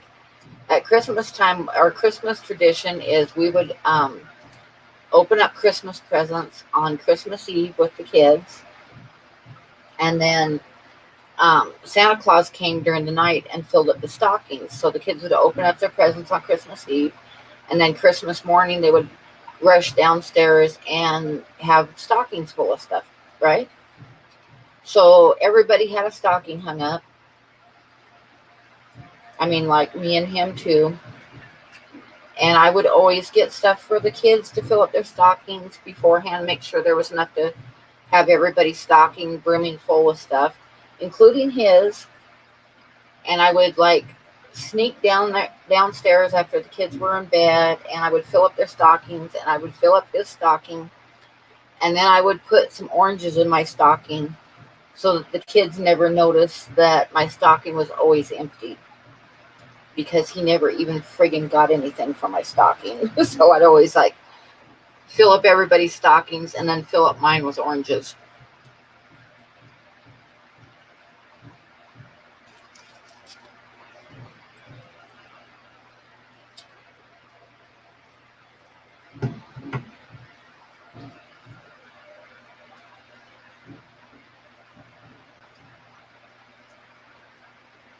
But, that was years ago. No need to feel bad. I was used to it. I remember one time though I got really pissed. I might have told you guys this story before, but I did get mad one time when we didn't have a lot of money, and I splurged and got pork chops for dinner. So I made like pork chops and mashed potatoes and gravy and corn and some biscuits, right? So we all sat down for dinner, and there was enough. I got enough pork chops where there was one pork chop for everybody, right? So I passed around the plate of pork chops, and that son of a gun took two, which meant that I didn't get a pork chop because I wasn't going to take one of the kids' pork chops. So, yeah, he took two pork chops, so I had mashed potatoes and gravy and corn for dinner. How long did it last, my marriage? Too long, Priscilla. I waited too long. It was like 20 years. Did I stab him? No. I should have, though. The thing is, Candy, is he never even noticed. It would never have dawned on him to think about me not getting any for dinner. He never noticed because he was so self-centered that he just never noticed. Oh my God, the one time we helped the neighbors with their branding, and the next day was my birthday, and the neighbor guy, Boyd, it was his birthday. He had the same birthday as me. And we'd done branding the night before, so we had a big barbecue down at their place the day after branding, and they had like 4 kids with extended families, so it was like a whole bunch of people there, grandkids and everything, right? And we were having this big barbecue, and everybody was out in the yard visiting and stuff, and the teenage kids, which included my oldest daughter Jessica, decided to go for a horseback ride. So they rounded up, caught the horses they wanted to ride and stuff, and everybody got ready to go. And the kids were sitting in the driveway on the horses getting ready to take off, and I don't remember what Jessie said, but she said something that pissed Dwayne off, my ex-husband. So he like went flying over there. They were like on their horses, and he went flying over there, and he's like after her, right? And he's like stomping through the driveway towards the kids, and he slipped and fell flat on his ass. Hi, Thirsty. Yeah, his name was Dwayne, but it was spelled Duane. Anyway, he fell on his butt, and everybody was just kind of staring at him, horrified. And I told Jessica to go, just go for your ride, just go, right? So he got up and brushed himself off, and the kids were gone, and nobody was saying anything. It was pretty quiet until we started visiting again after a bit. And when I got home that night, got all the kids to bed and everything, when I got home that night, I called my neighbor, our friend Luann and Boyd, and I was talking to Luann, and I said, thank you for inviting us over for the barbecue. And I said, next year, can you provide the entertainment? And she started laughing. It was funny. Hi, K-Town. Hey, Dr. Black, you've been lurking about.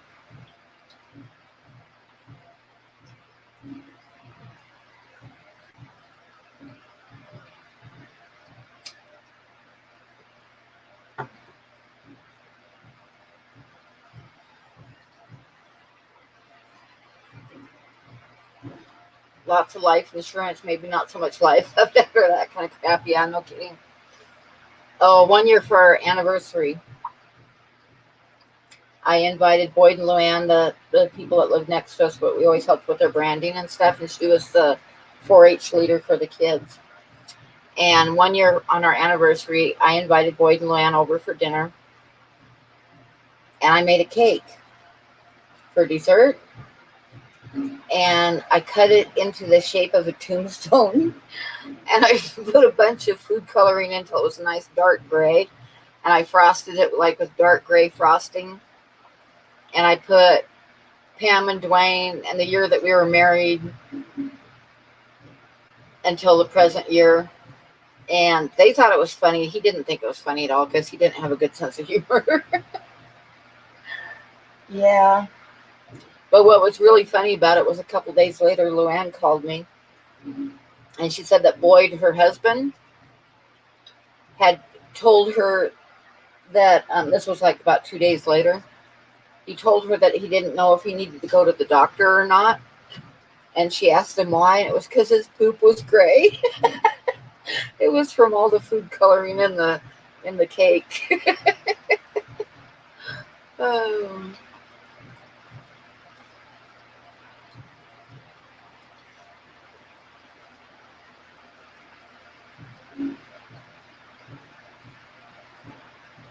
See, the thing is, Granny, I've thought about this before, and my mistake was in who I married, not because he was an asshole. I mean, he is. I like the few times that I've seen him since then, like at my son's wedding and stuff. I'm like, how the hell? And my kids have asked me before, how the hell did you end up with someone like him, Mom? But the thing is that I was at fault quite a bit too, because I let him get away with it. I never said anything because I don't like fighting. And as I let him get away with it for years and years, he got worse and worse. So it was kind of like I was enabling him by not standing up for myself. So in that respect, a lot of it was my fault, and we just flat weren't a good match. Like the wife that he has now doesn't put up with this shit. If he starts something, she just tells him off, and he goes to his room and pouts. So that's a better match for him than I was, if that makes any sense to anybody. I mean, he wasn't totally at fault. A lot of it was because I let him get away with it, and it got worse every year. Until I left him, and then all of a sudden he was going to change, which of course he hasn't, because he's never going to change. Anyway, that's enough of that subject.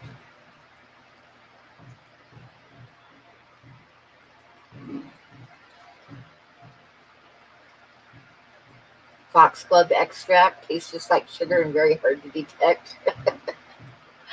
Yeah, exactly. That's it, Dwayne. I enabled him, and he needed someone that was going to stand up and tell him off.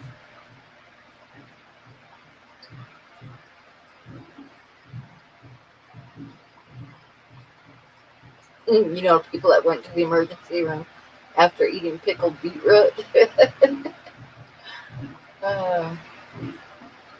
Yeah, Priscilla, I mean, that's it. And he hasn't changed. I mean, he just goes to his room and pouts when she calls him out on it.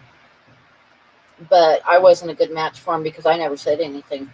I just never said anything. Good morning, William. And then what happens, and I've done this before, and I know this about myself, is I will sit there and I will forgive and forgive and forgive and forgive.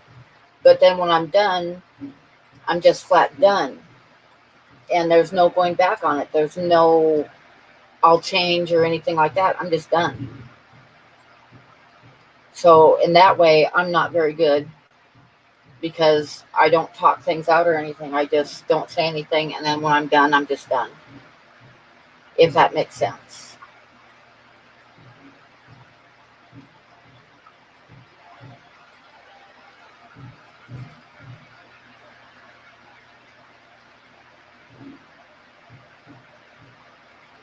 No, I'm not. I'm not at all. That's what I'm saying. A lot of it was my own fault.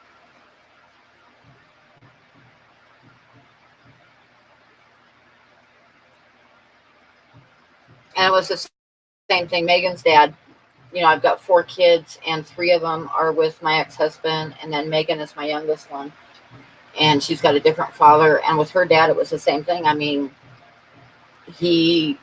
but I did warn him. I kept telling him, if you don't quit doing drugs, I'm leaving you, because I'm not raising Megan this way.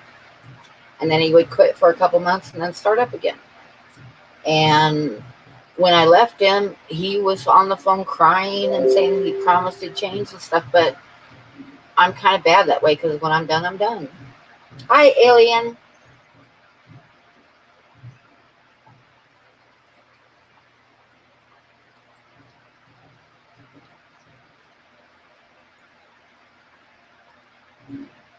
And hi, bipolar.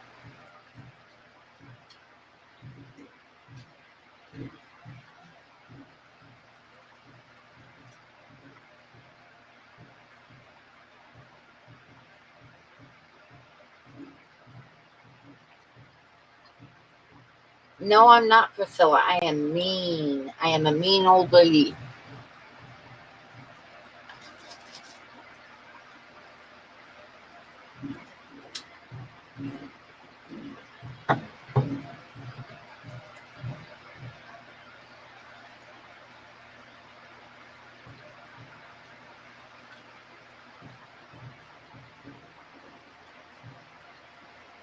So let's talk art plans for my channel.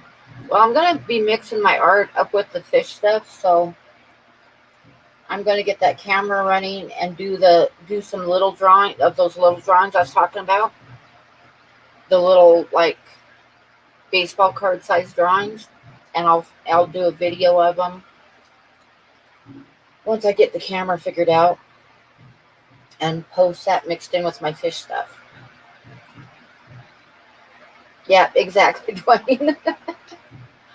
Now, I don't know how many of you were in here when I told before. I know some of you have heard the story about the time he came out to see me after I'd left him. I'm going to tell it again, because I know like Dan's heard it before, Candy's heard it before, Bob's heard it before. I'm not sure about Jess. I'll just tell it again, because it's a funny story. It was like probably about 6 or 8 months after I'd left him. Oh, you've heard it before, Jess? Should I not tell it? I don't know how many's heard it before. Yeah, Dan, I know you've heard this before. And I know Big D's heard it before, but okay, I'll tell it again. It was about 6, 8 months after I left him. I was talking to my girlfriend on the phone, and at the time, we didn't have cell phones. It was a plug-in-the-wall phone, right? So I'm talking to her on the phone, and I lived way out in the country, and I heard a truck coming, and I looked out the window, and it was him. So I told my friend, I said, just a minute, and I set the phone down, and I went and locked my front door. And he knocked on the front door, and I told him, I said, I'm not opening the door because the kids are at church camp, and there's no reason for you to be here. So I'm not going to open up the door. Well, he kicked my door down. And I mean, he literally kicked it down. It broke the door sill and everything, right? And the door's laying flat on the floor in the living room. And the door sill's all cracked and stuff, because I had the door locked when he kicked it down. So, yeah. So he kicked the door down. And I went to grab the phone, and he yanked the phone cord out of the wall. So I ran, and he's like blocking me from the front door. So I ran to the back door and went out and made a run for my car. And of course, he was closer to the car, so he went out before I could get to my car, and he pulled the distributor cap off of it. And the car won't start without a distributor cap. So, he's got the distributor cap in his hand, and there's really nothing I can do, because I'm way the hell out in the country. And like I say, there's nothing I can do. He's got my car disabled. So I went back in the house, and I had like a lazy boy chair, and I sat down in that. And he comes in the house and he's like huffing and puffing from running for the car and from being all mad. And his face is all red, like bright red and stuff. And he's breathing hard. And so he's like standing over the top of me with his arms crossed. And I'm just sitting in the chair and I'm staring at his belly button. And he's all red and breathing hard. And when he catches his breath, he told me, he said, I didn't come here to see the kids. I came here to tell you something. And I was like, okay, go ahead. And he, honest to God, said this. I am not making this up. What he had to tell me is, he said, I took an anger control class. Will you take me back now? And I was just like sitting there staring at his belly button, thinking to myself, don't laugh, don't laugh, don't laugh. Don't laugh. And I'm like staring at this belly button. And I just said, and did you pass? And he looked at me. And I think it dawned on him what he'd just done. And he didn't say another word. He just like turned around and went outside and put the distributor cap back on my car and got in his truck and left. I was like, oh my God. And then I started laughing because, I mean, seriously, he took an anger control class, so he had to break down my door and disable my truck so that he could tell me he took an anger control class and yank the phone out of the wall. Oh. Hello, bipolar. I mean, seriously, that's like something out of a storybook or something. What an idiot. Yeah, be kicked down the door.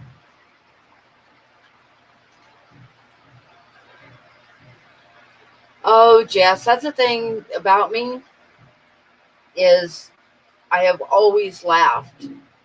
It's like I don't get upset, I'll start laughing. Because everything strikes me as funny, which is, when I was growing up, it was like really, really bad. And I laughed about everything and I got through it. And one of my aunts, I asked her one time, well, as we were talking about it, I said, I don't know if I developed a weird sense of humor as a form of self-protection, or if I was born with it, with a weird sense of humor, and that's what kept me sane. But yeah, she said I was born with it. It runs in our family.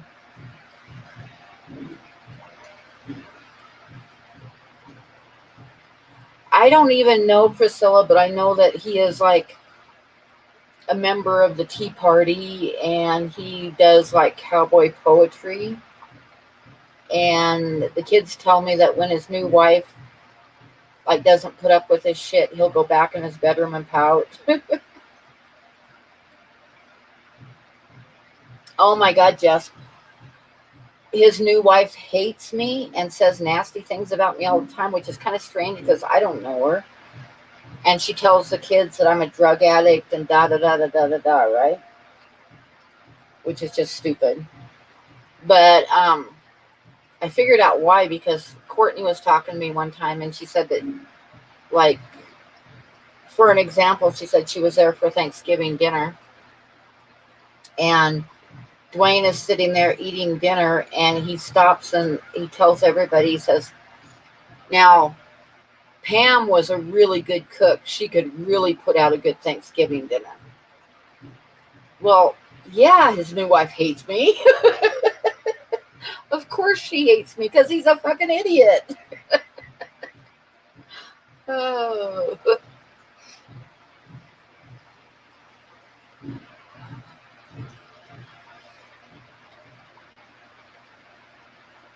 And Tucker, my son, told me a story about when he was there, and he said that while his dad was at work, his new wife took all of my art down off the walls and put up her craft stuff. And he said that Dwayne got home from work and looked around, and she'd put all my stuff in the closet, and he didn't say anything. He just went and got all my stuff out of the closet and took her stuff down and put my stuff back up again. And he said that happened like 3 nights in a row, and then she just gave up. Oh, no kidding, Dwayne. I know. This is why I'm single, and I totally plan on staying single, because I don't do very well picking men.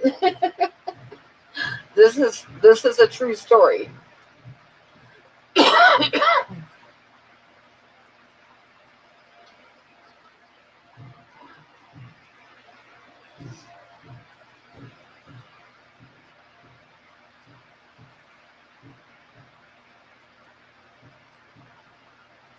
Exactly, Jess. That's what I say. I say that stuff all the time.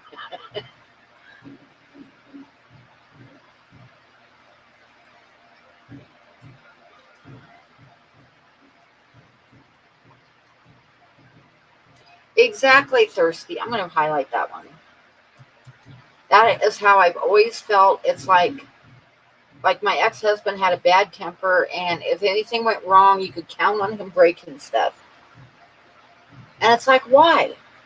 It's not going to change anything. All you're going to do is make it worse. You might as well laugh at it. That's how I've always felt. I mean, if something goes wrong, you see the humor part of it and you laugh at it. That's how I've always been.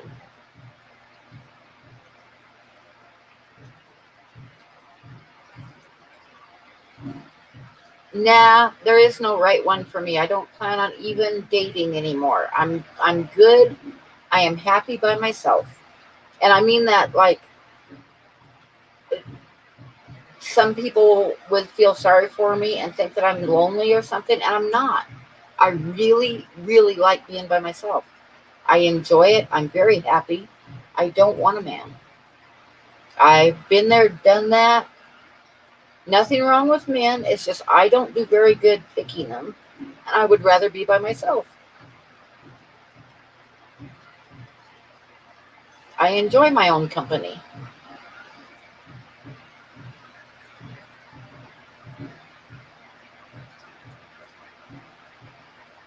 Well, Chewy, see, I made like 3 major mistakes, and that's enough for me. I like being by myself and not having to just be under stress trying to make things work that aren't going to work.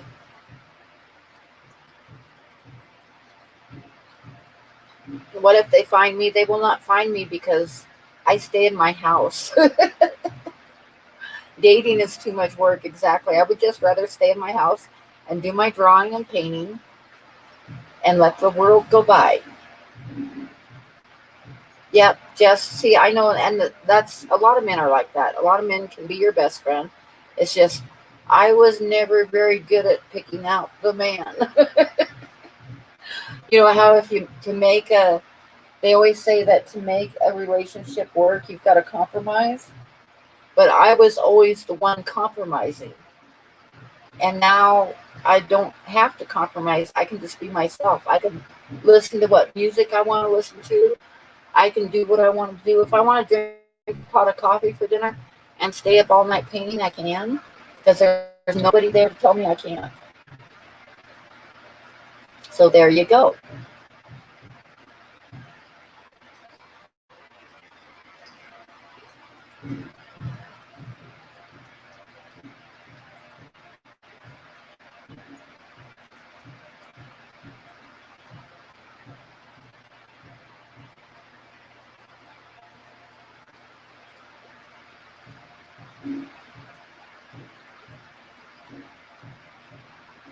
There was a guy that got a hold of me off a dating website one time.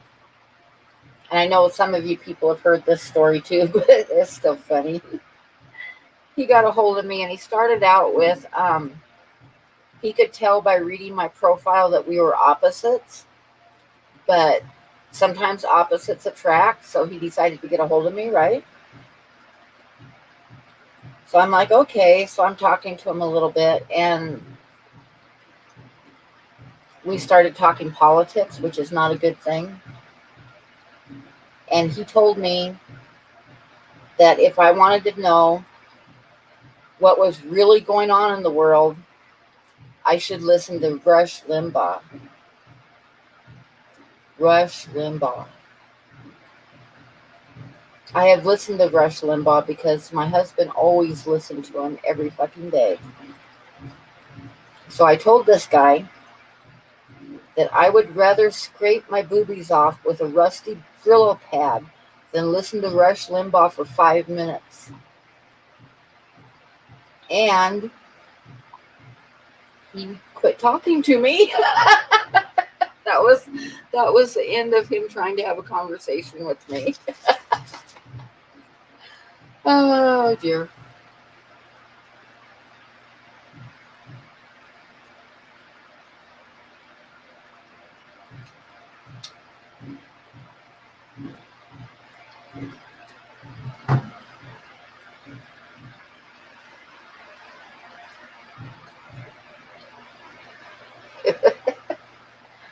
Oh god, there was another guy that got a hold of me one time, and I went to look at his profile, which was quite a long one. He had written quite a long profile, and there was like 6 paragraphs, and in every single paragraph, he said something about how intelligent he was.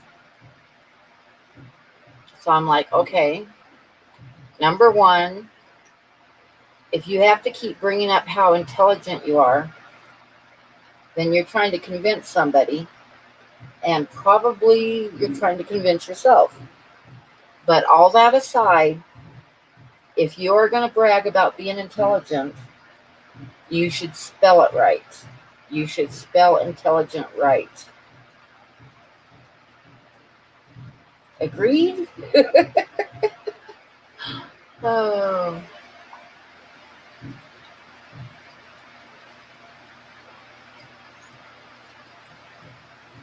So anyway, yeah, I don't even date or attempt to date or want to date anymore. uh,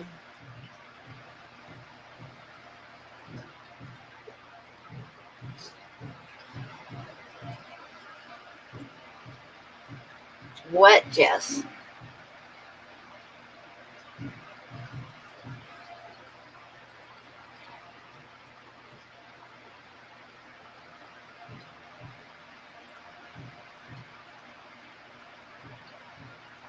Jess says, "Oh man, guys, what? What?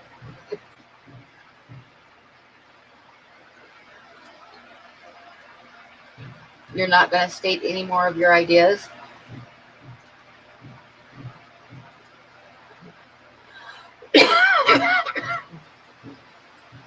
Okay.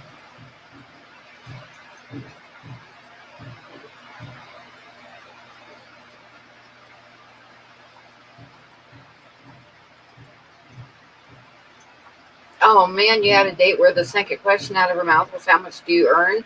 Yeah, that's not cool. Oh.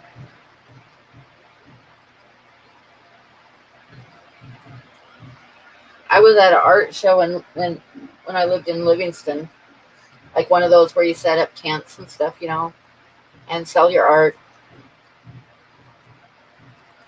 And this guy started hanging around my booth and kind of hitting on me and asking me if I would go out for dinner with him and stuff, right? And he was sitting there visiting with me. I'm going to tell you guys this is what you don't do if you want to hit up on somebody, is you don't sit there and say, like, I mean, he's sitting there and he's like looking around at my art, right? And he said, now my ex-wife, she was a really good artist. She got first place at the county fair. Like, okay. Hi, Dr. S. So, hint, guys, don't do that. Oh.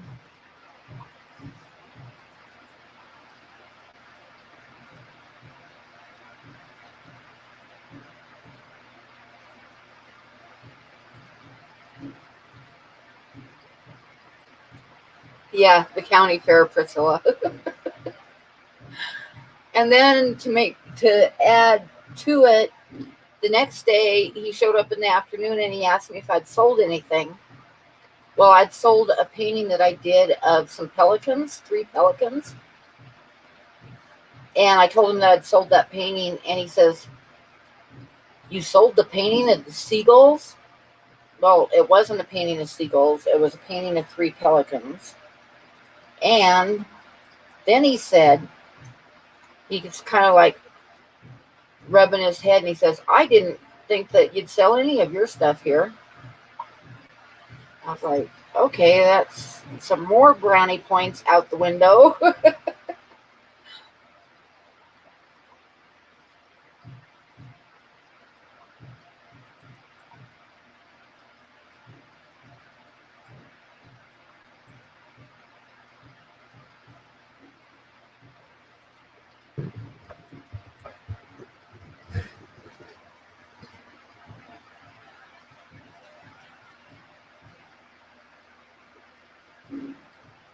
No, I didn't, Bob.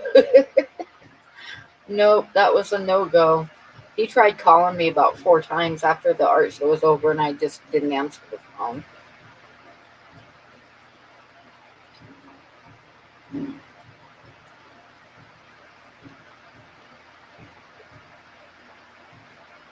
Yeah, his final strike, Chewy, was art show ran Thursday. We set up, and then it was Friday, Saturday, and Sunday.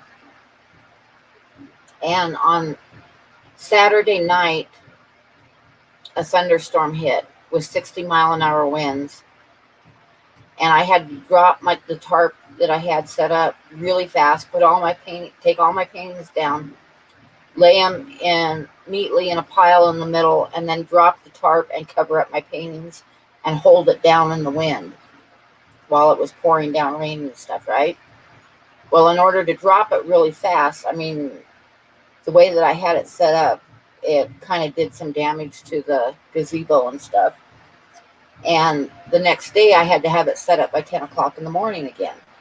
So I'd taken all my art and everything home and got there in the morning, and I was trying to set everything up and get the gazebo up by myself, which if you've ever tried to put a gazebo up that's got a few bent poles up by yourself, it's not an easy task. And get all my art hung up again and stuff. Had to have it up by 10. So he shows up about 9 o'clock in the morning, and he's standing there watching me. And I'll repeat that. He's standing there watching me trying to set up the gazebo. And he asked me if I wanted to go out for breakfast. And I said, I can't. I've got to get this gazebo set back up by 10 o'clock and get all my art hung up and everything. So he's standing there, and he said, "Oh, okay, well, I'm going to go into town, and I'll be back sometime this afternoon." And he left without helping me. And that was the last strike, you're out. He didn't even help a little bit, Jess. He left.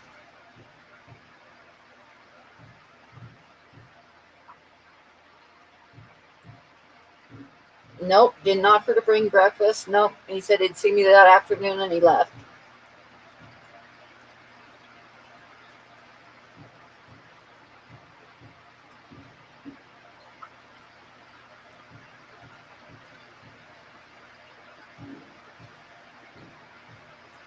So yeah, that was a definite nope. Nope, not gonna happen.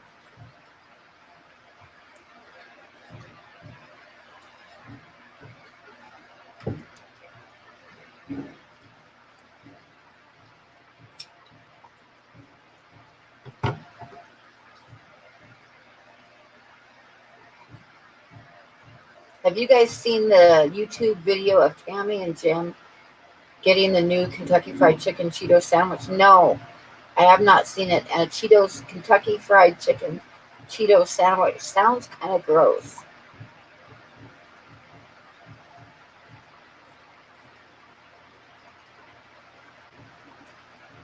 Yeah, Mad Guy, that isn't even the worst. That isn't even the worst.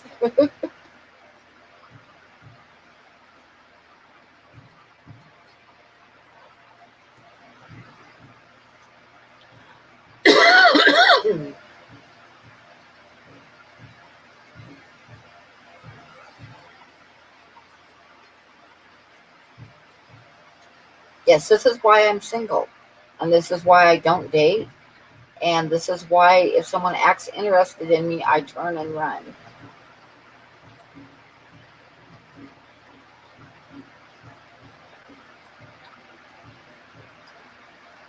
Well, I don't know about that because I'm not lonely, I'm happy. So, and that's not, I'm not saying that with part of me being sad or anything. I mean, I am genuinely happy being single. I mean, I prefer it. I like it. I don't want to change it. So that's just the way it is.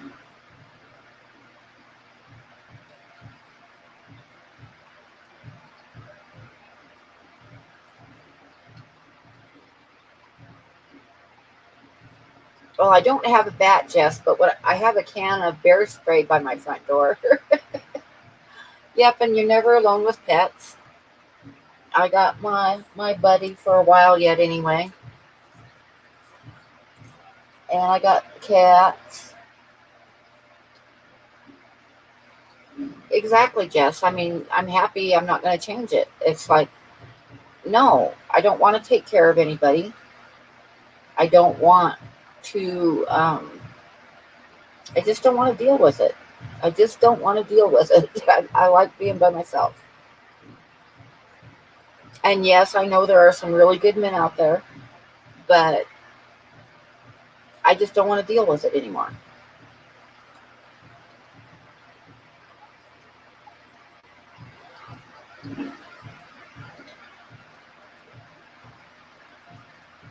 I don't have a bat, but like I say, bear spray is going to stop anybody that tries to come through my door, let me tell you. Probably have to call an ambulance for him if I hit him good with a good shot of bear spray.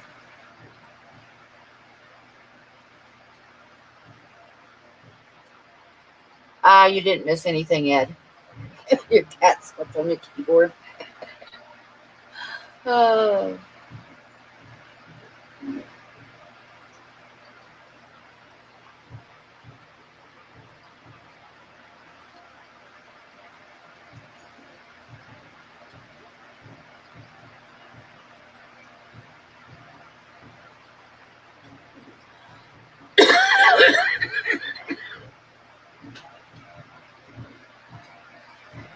exactly, Priscilla. Exactly.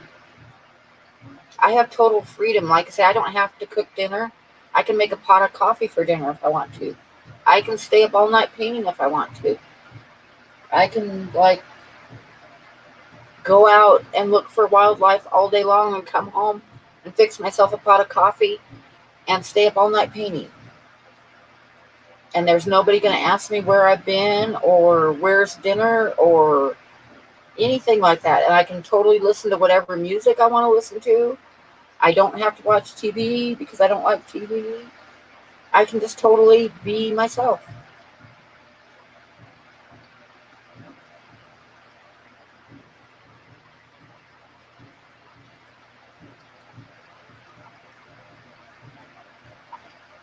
Oh no, John, that's not good.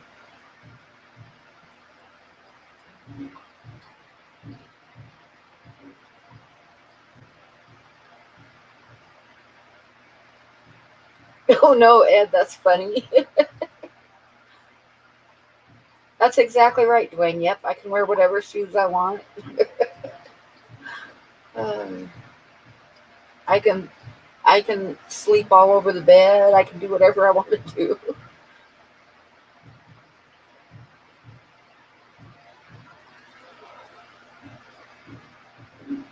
Yep, Big D, no stress. Just be yourself.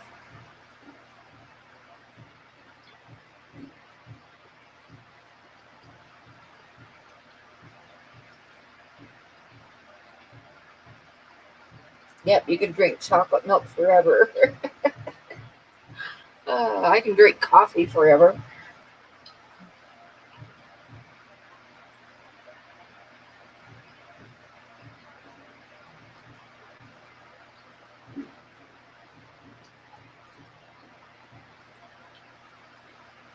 I'm sorry, Dwayne. And there's a lot of people out there that are very happily married. And I'm not a man hater or anything. It's just, I prefer being single.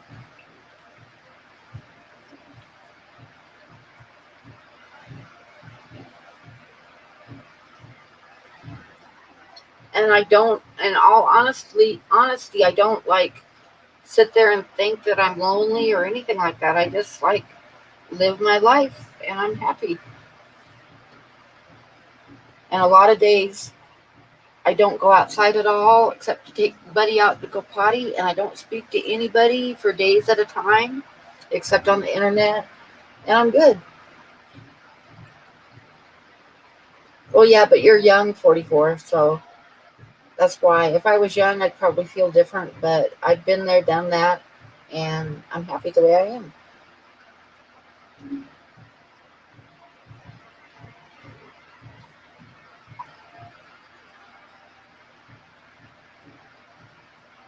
Yep, you got to answer to your cats. Now, Mario, my old cat, he's like 11 years old, and he's a funny cat. He doesn't like to be petted. He doesn't try to jump up in my lap. He, but he is wherever I am, he is. Like right now, he's laying by my chair. If I were to get up and go back and in the other room and work on a drawing within 5 minutes, he'd be laying by that chair. He sleeps at my feet at night.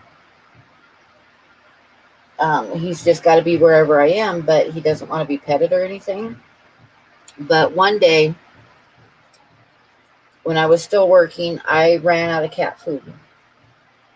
So I didn't have time to go to the store. So I figured, well, I'll grab a couple cans of cat food while I'm at work and bring it home with me. And then the next day I'd go to the store and get some cat food, right? So I'm getting ready for work. And one of the things I always did before I went to work was pack, because I packed my own cigarettes. So I would pack enough cigarettes to, make it through my breaks at work and on my way home and stuff. So I packed my cigarettes for the day, and I went back in the bathroom and took a shower and got dressed and ready for work. And I came out, and Mario had destroyed all my cigarettes. They were laying all over the floor with tooth holes in them.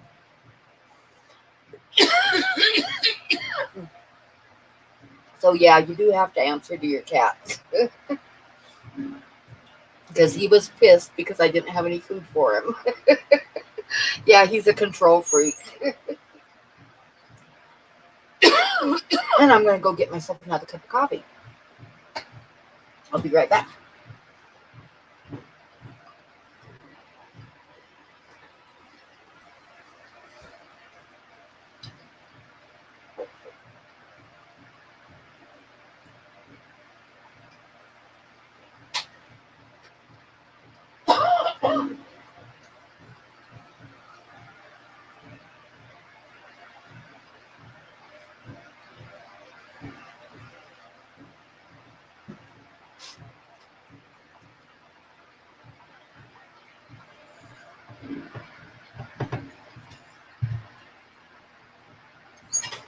Now, when I was in the, yeah, Mario's a butthole. Yes, he is.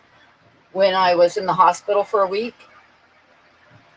when I had that surgery a few months ago, when I finally was able to come home, my daughter was taking care of Buddy and the cats for me. But when I was finally able to come home, Buddy was so excited to see me that and he had to go to the bathroom. He had to go potty because she hadn't been over there that day because she had to drive down to Colorado to pick me up. And I got home and I let Buddy outside first thing. And he was like going pee and crying, looking at me and crying at the same time. I mean, literally crying, looking at me. And I got back in the house and he was just like total love bug. He was just so happy to see me. Mario was pissed because I was gone for a week. And he was pissed at me. So, like I say, he always lays like right by me wherever I am. Well, he was laying out in the kitchen with his back to me and his ears pinned. And then about 2 or 3 hours later, he moved like halfway across the living room where he was still like 8 feet from me and laid down with his back to me and his ears pinned. And it took him like almost a full day before he decided he'd lay by me and forgive me. uh,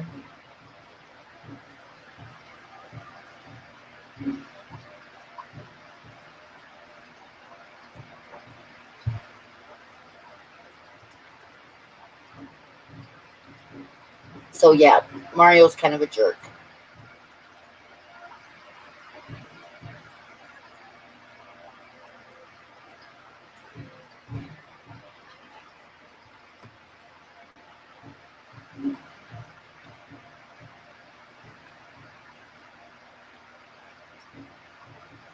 Yeah, Jess, my horse, when I had my horse, I loved that horse.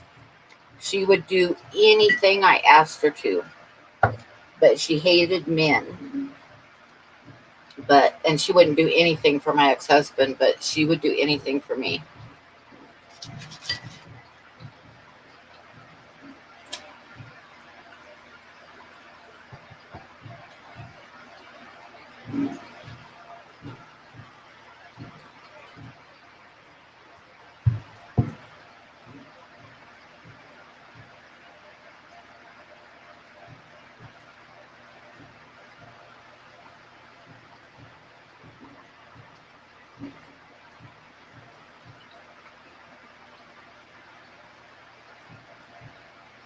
Mario sounds more charming than the ex-husband. Yeah, basically. Yep, this is true. Uh,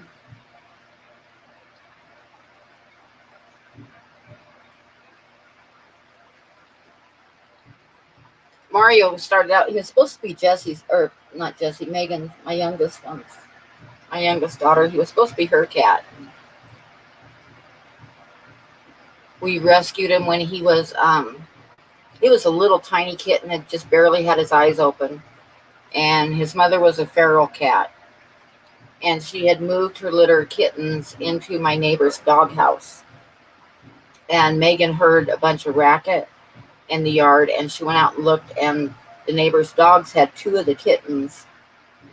And the mother cat, while Megan was rescuing these two kittens from the dogs, the mother cat moved her kittens out of the doghouse and disappeared with them. So she brought these two kittens, and they were not old enough to be away from their mother. They barely had their eyes open. They had little tiny rat tails. They could only take about one step and then fall flat on their face. And they needed their mother. So I told her, I said, put them in a box out in the carport, and we'll stay in the house and stay away from them and see if the mother cat comes and gets them. Well, the cat came and got one of them and never came back for the other one, which was Mario. And I didn't think he'd live because he was too little. But I couldn't get him to take milk out of a bottle. I tried soaking a rag in milk, and he wouldn't take it. I tried an eyedropper, and I couldn't get him to swallow it. So I had just made some homemade cinnamon rolls, and out of desperation, I pulled a piece of the soft inner part, the sweet bread, and dipped it in warm milk and put it up to his mouth, and he ate it. So for the first 2 weeks that I had him, that's what I gave him. I'd heat up some milk and dip a little piece of cinnamon roll bread into the warm milk and then give it to him. Oh God, it was like a month before I could get it like he was big enough to eat regular food, like soft, like wet cat food. But anyway, so that's how we got Mario. And he, like I say, he was supposed to be Megan's cat, but he cats kind of decide who they're going to belong to, and he's my cat. There was nothing I could do about it. He's my cat.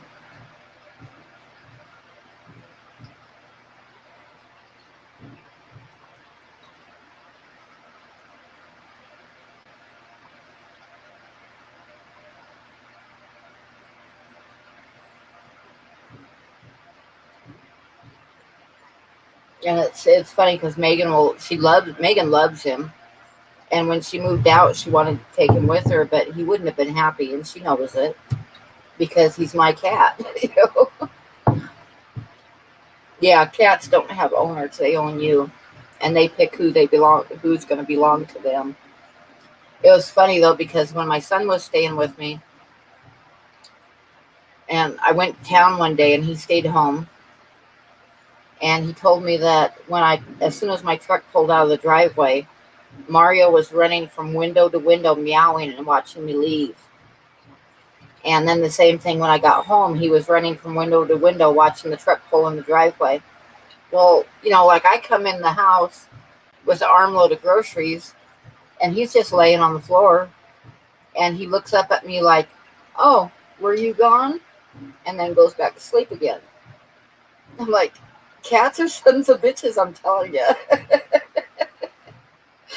uh, okay, night, Dwayne.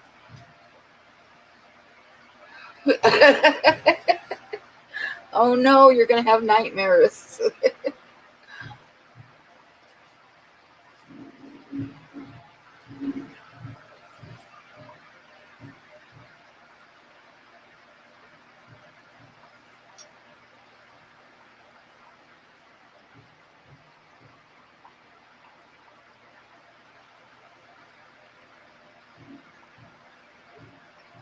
Yep.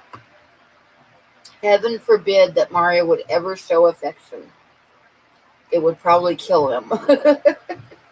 But like I say, he doesn't want to be petted. He doesn't want to be picked up. But he's wherever I am, he is.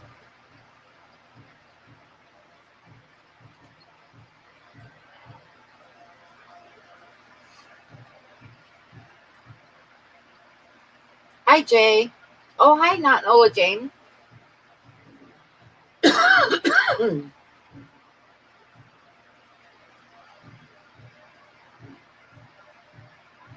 Yeah, Big D. That's true. Well, that mother cat, his mother, ended up moving her kittens back to the doghouse again, like about a week later. And I got on the phone and started finding homes for all these kittens, right? And I had about 4 people lined up that were going to take a kitten. And the neighbor called the Humane Society to come get the kittens. So the sheriff showed up and gathered up the kittens. And I went out to talk to him, and I had Mario in my hands, which he was just like, he just fit in one hand. He was so tiny. But I walked out there and was talking to the sheriff, and he told me that the kittens were not going to make it to the Humane Society because they weren't old enough to be weaned yet, and the Humane Society was not going to mess with them. So he was going to take care of the kittens, like as in get rid of the kittens.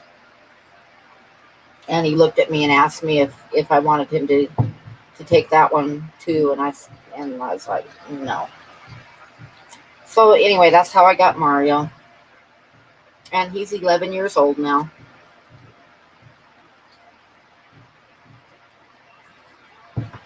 So all of his brothers and sisters did not survive.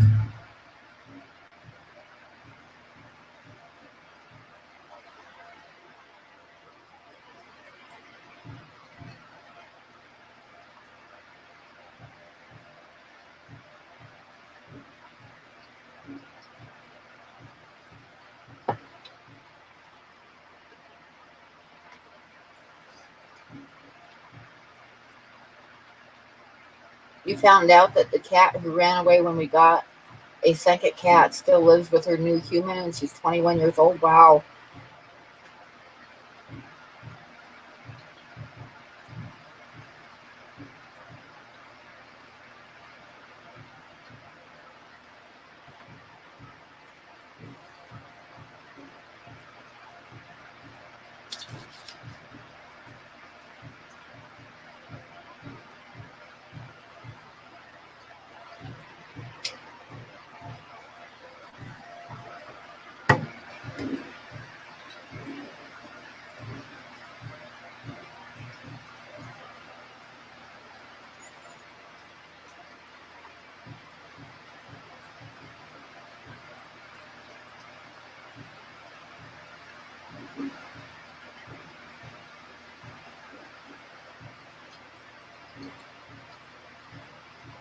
Oh, that was nice of you, Jess.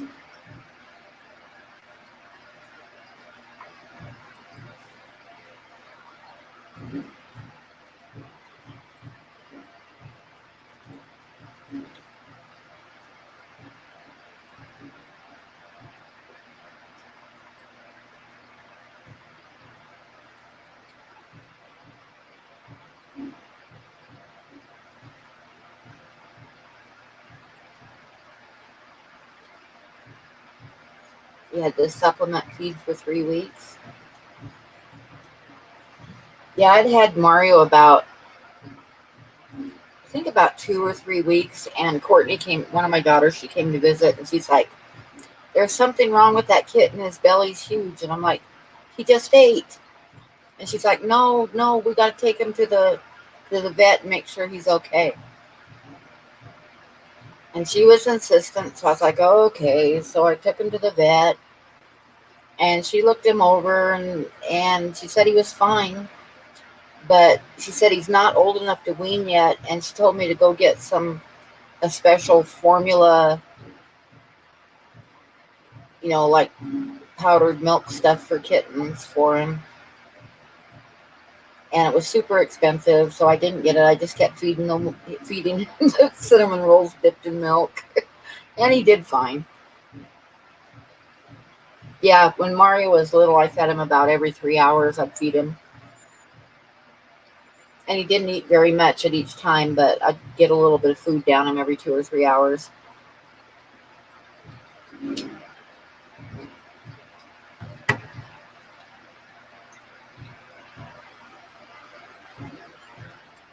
But yeah, the Humane Society doesn't have time to mess with puppies or kittens that aren't weaned yet.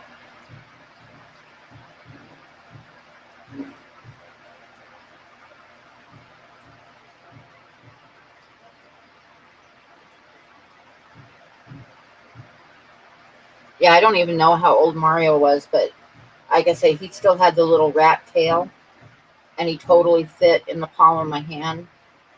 And he would like try to catch up with me when I'd walk across the floor, and he'd take like 2 or 3 steps and then fall on his chin and jump up and take a couple more 2 or 3 bounding steps and fall on his chin.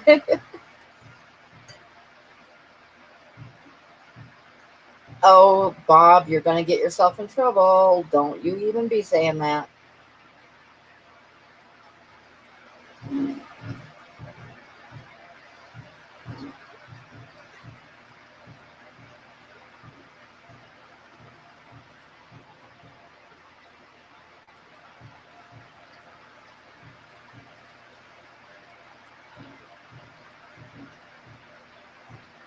Pick on Bob is back.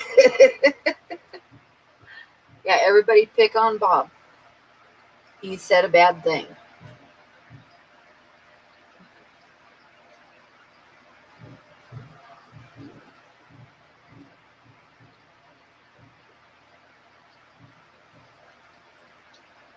Neither one, Ed. You can't say either one.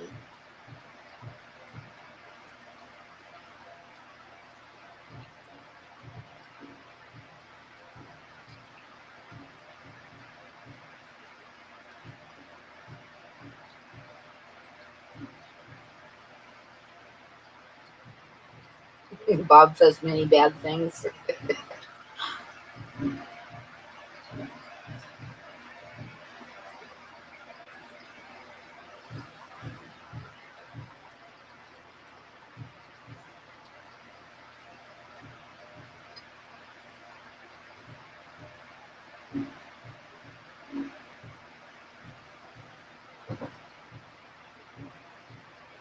Bob is pulling you out of lurking.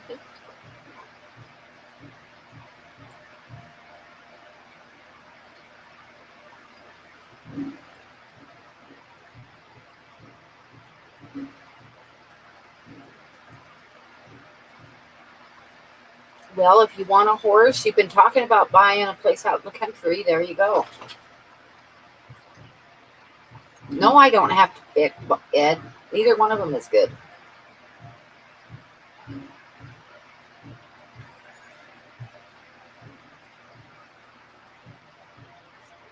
Pick what? Pick between nice and sweet old lady? Nope, I'm neither one. I am meaner than a junkyard dog. Huh, buddy? Isn't that right? Sit down if you want a cookie. Sit. Sit.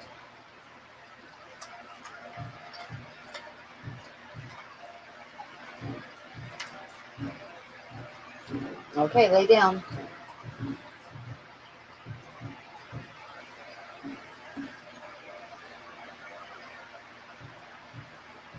And I'm looking at Mario. He's sleeping. Being Mario. I should show you guys how Mario sleeps.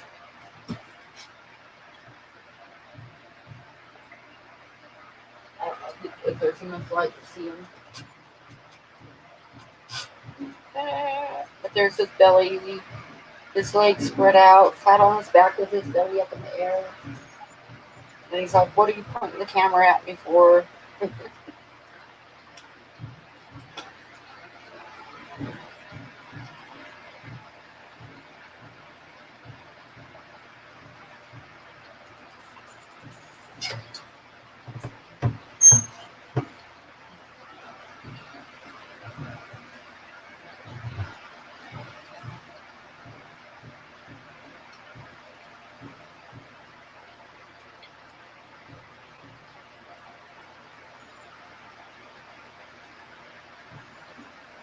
Yep, she needs to make sure that she's got room for tanks. Actually, she was talking about like getting a new mobile home out in the country, and she could do like an add-on room for a fish tank room.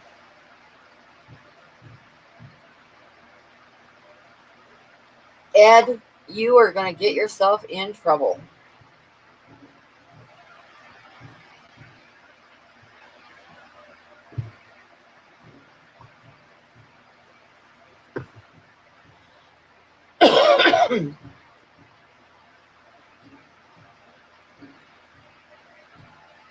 Yeah, that's what I would do if I was still working and stuff and I was looking to buy a home. I'd get a manufactured home sitting on some land. 40-foot shipping container fish room. That would be awesome, wouldn't it?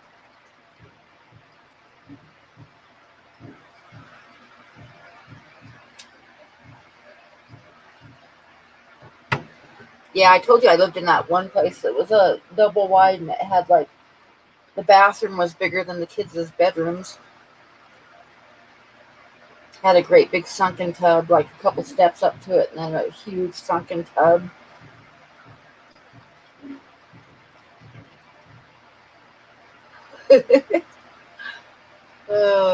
Hi, Merritt. How are you?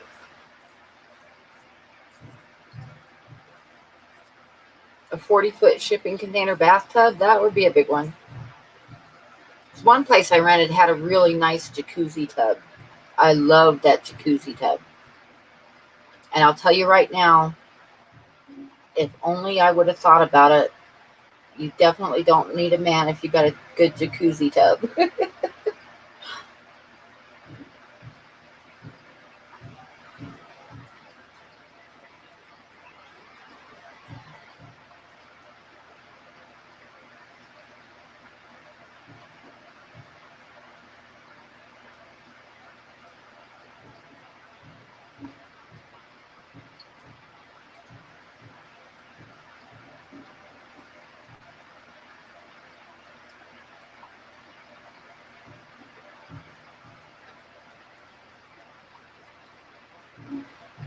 See, Priscilla got it. That's all I'm going to say.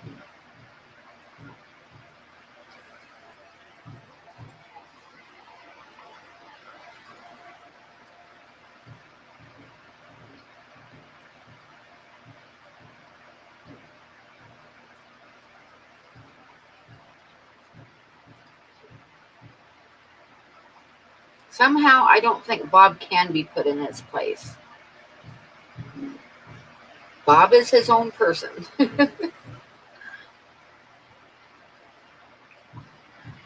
I'm not nasty. I didn't say anything.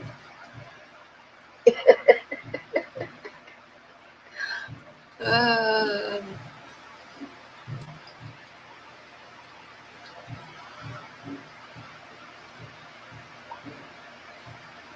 Therapeutic value. Yep, exactly, James.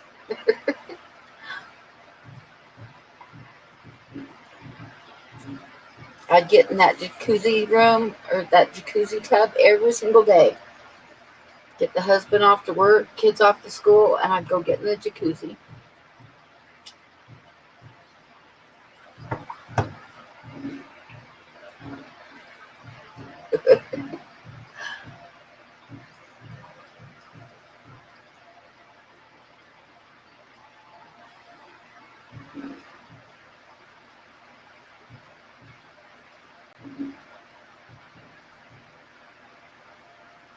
Oh, Jess, I just thought you were mean. That's why I like you, because you're mean.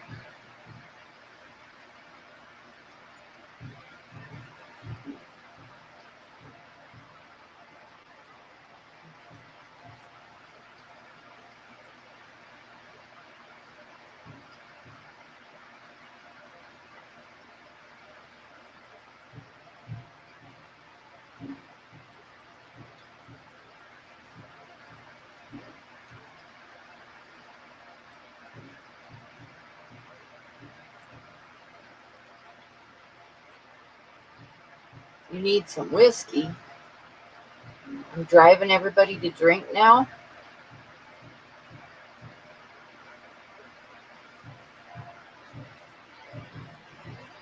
Well, let's see. It's been 2 hours and 42 minutes, so another 15 minutes.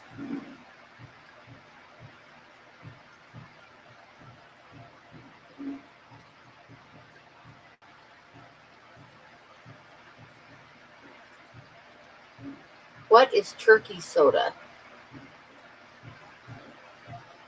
It's that time of night where you say random shit.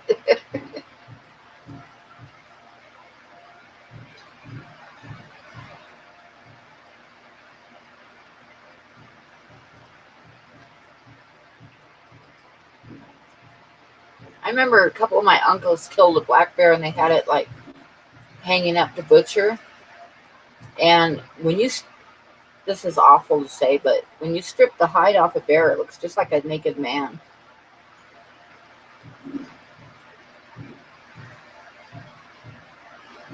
Oh, soda, water, and liquor. I don't have anything. I drank all my Baileys.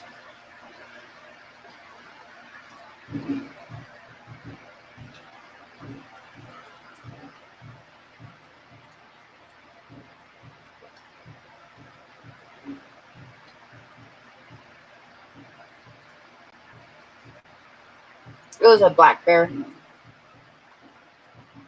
It was in we were up visiting and it was in my aunt and uncle's orchard. They had a bunch of apple trees in their front yard and it was getting the apples. And my uncle looked out the window and started cussing because he said that bear had been coming around every day. So he stepped out the door, and this was like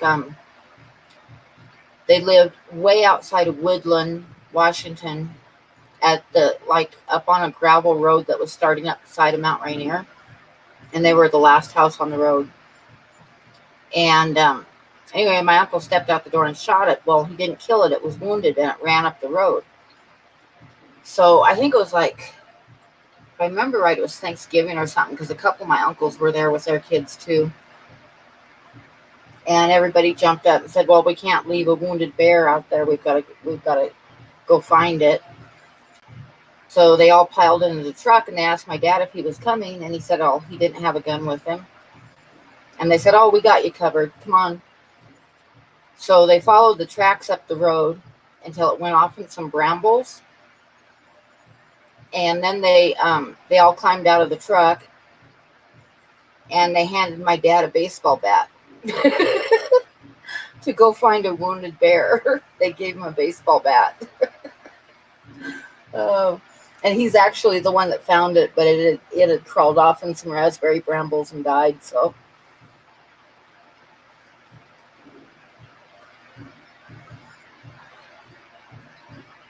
Now that story, it didn't used to make me sad when I was a kid, but it makes me sad now because of working at the bear place. And I realize how smart bears are and how much personality they have. So it kind of makes me sad that they killed that bear now. But that was when I was a kid.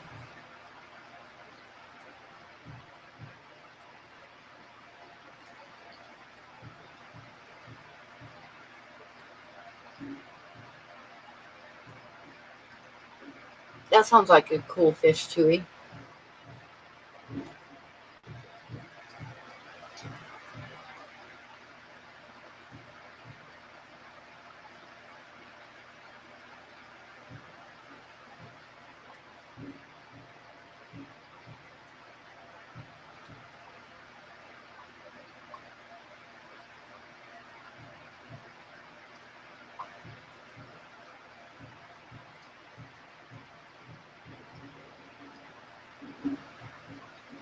Yep, Jess, they're fairly smart too, yeah. But bears have the IQ of about a 7-year-old child. They're pretty smart and they're curious and they each have their own personality. They're a pretty cool animal. I watched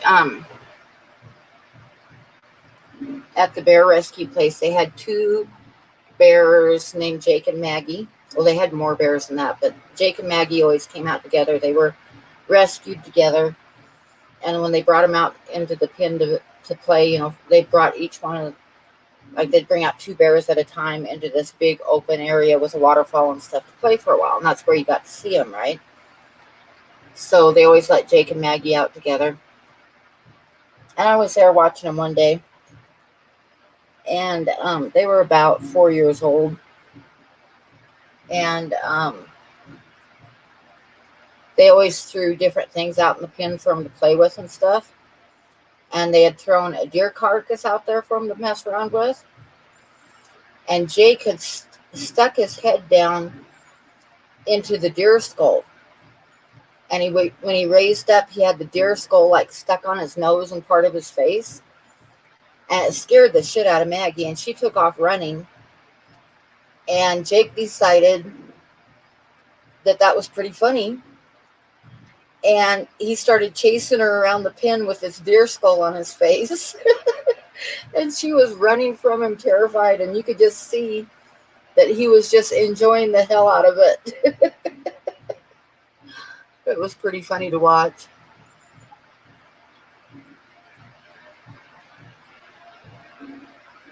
Hi, Kiwi.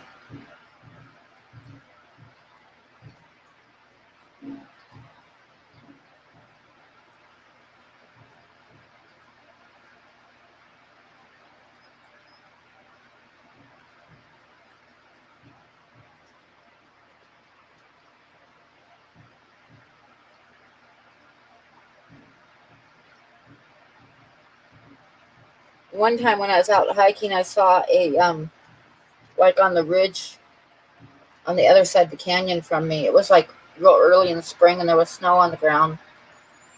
And there was a mother black bear with two cubs. And I stood there. I mean, I was far enough away not to be in any danger, but I stood there and watched them for a while. And they were going up to the top of this hill, this snow-covered hill, and sliding down on their butts in the snow. And then they'd get down to the bottom and go right back up to the top again and slide down again, like sledding. It was really fun to watch. But yeah, bears have a lot of personality.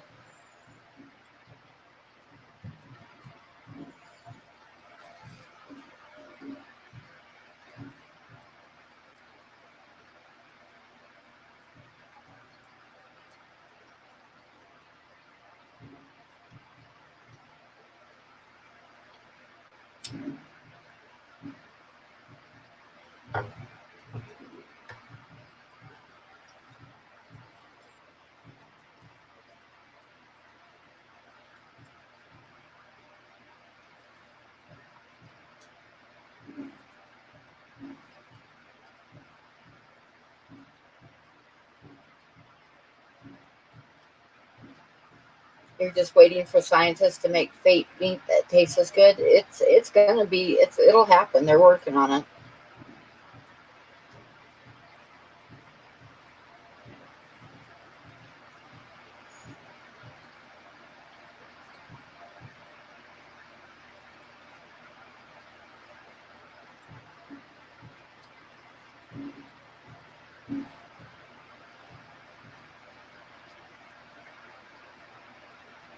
Yeah, being a vegetarian, I couldn't do it.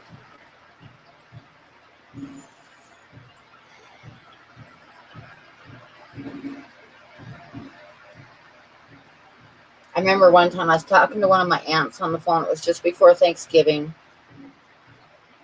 and when she asked me what I was doing, I said I was butchering a turkey for Thanksgiving. I was plucking the feathers and stuff and getting it ready to get in the oven. And she was like, "Oh my God, I can't believe that you kill your own turkeys. You raise the turkeys and kill them to eat." She says, "I could never do that."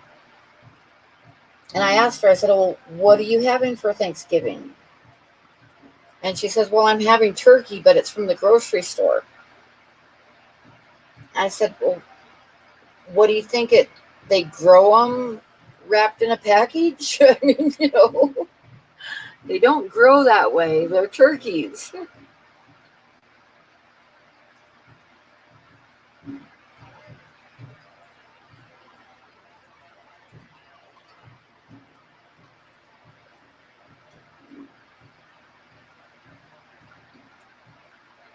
Yep, the magic grocery store meat. It grows all packaged up with the plastic wrap and the sticker on it.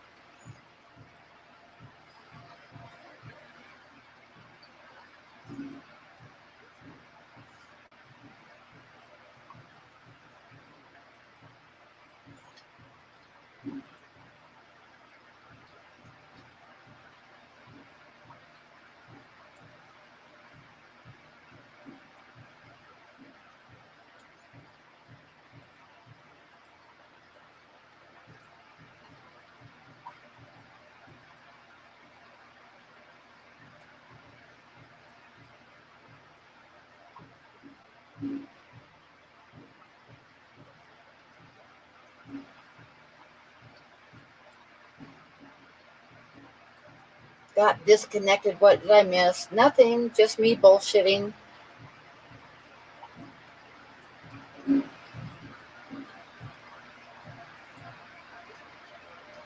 Yeah. Yep. Kiwi. It doesn't grow that way.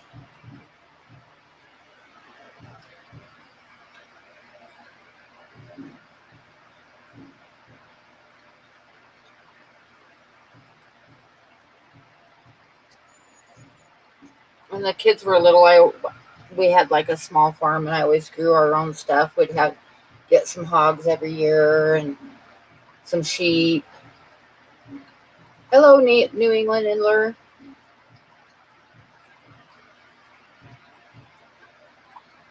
And my ex-husband would like to go out hunting. I did draw the line with the hunting though, because he liked to go out bird hunting, and I don't mind. Like I like the pheasant was okay. Moose meat is good too, yeah. But I ended up telling him that he was not going to shoot any quail, because he would shoot the quail and then just take the breast meat, and which is just two little tiny like inch long strips of meat. And I told him, I said, "You're not going to take a bird's life for two little bites of meat." I said, "Don't shoot the quail." I said, "You can bring home pheasant and ducks and geese and all that other stuff, but don't shoot the quail."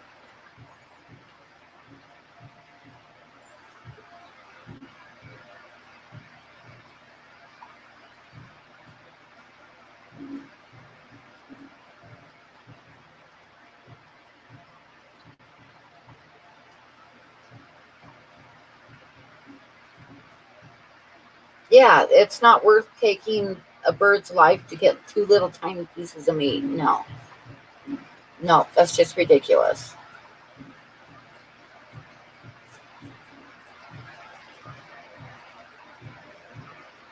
Exactly. Exactly. Okay, 44 Mad Guy.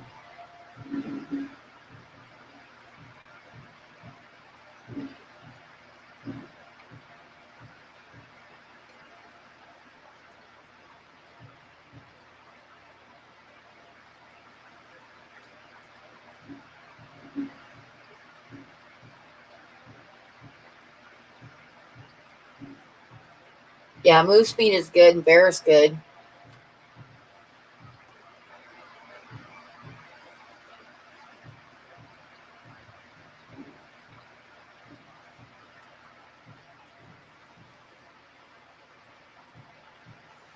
Night 44 Mad Guy. I'm going to be shutting it down here too, anyways, because it's been just short of 3 hours right now. So I think it's time.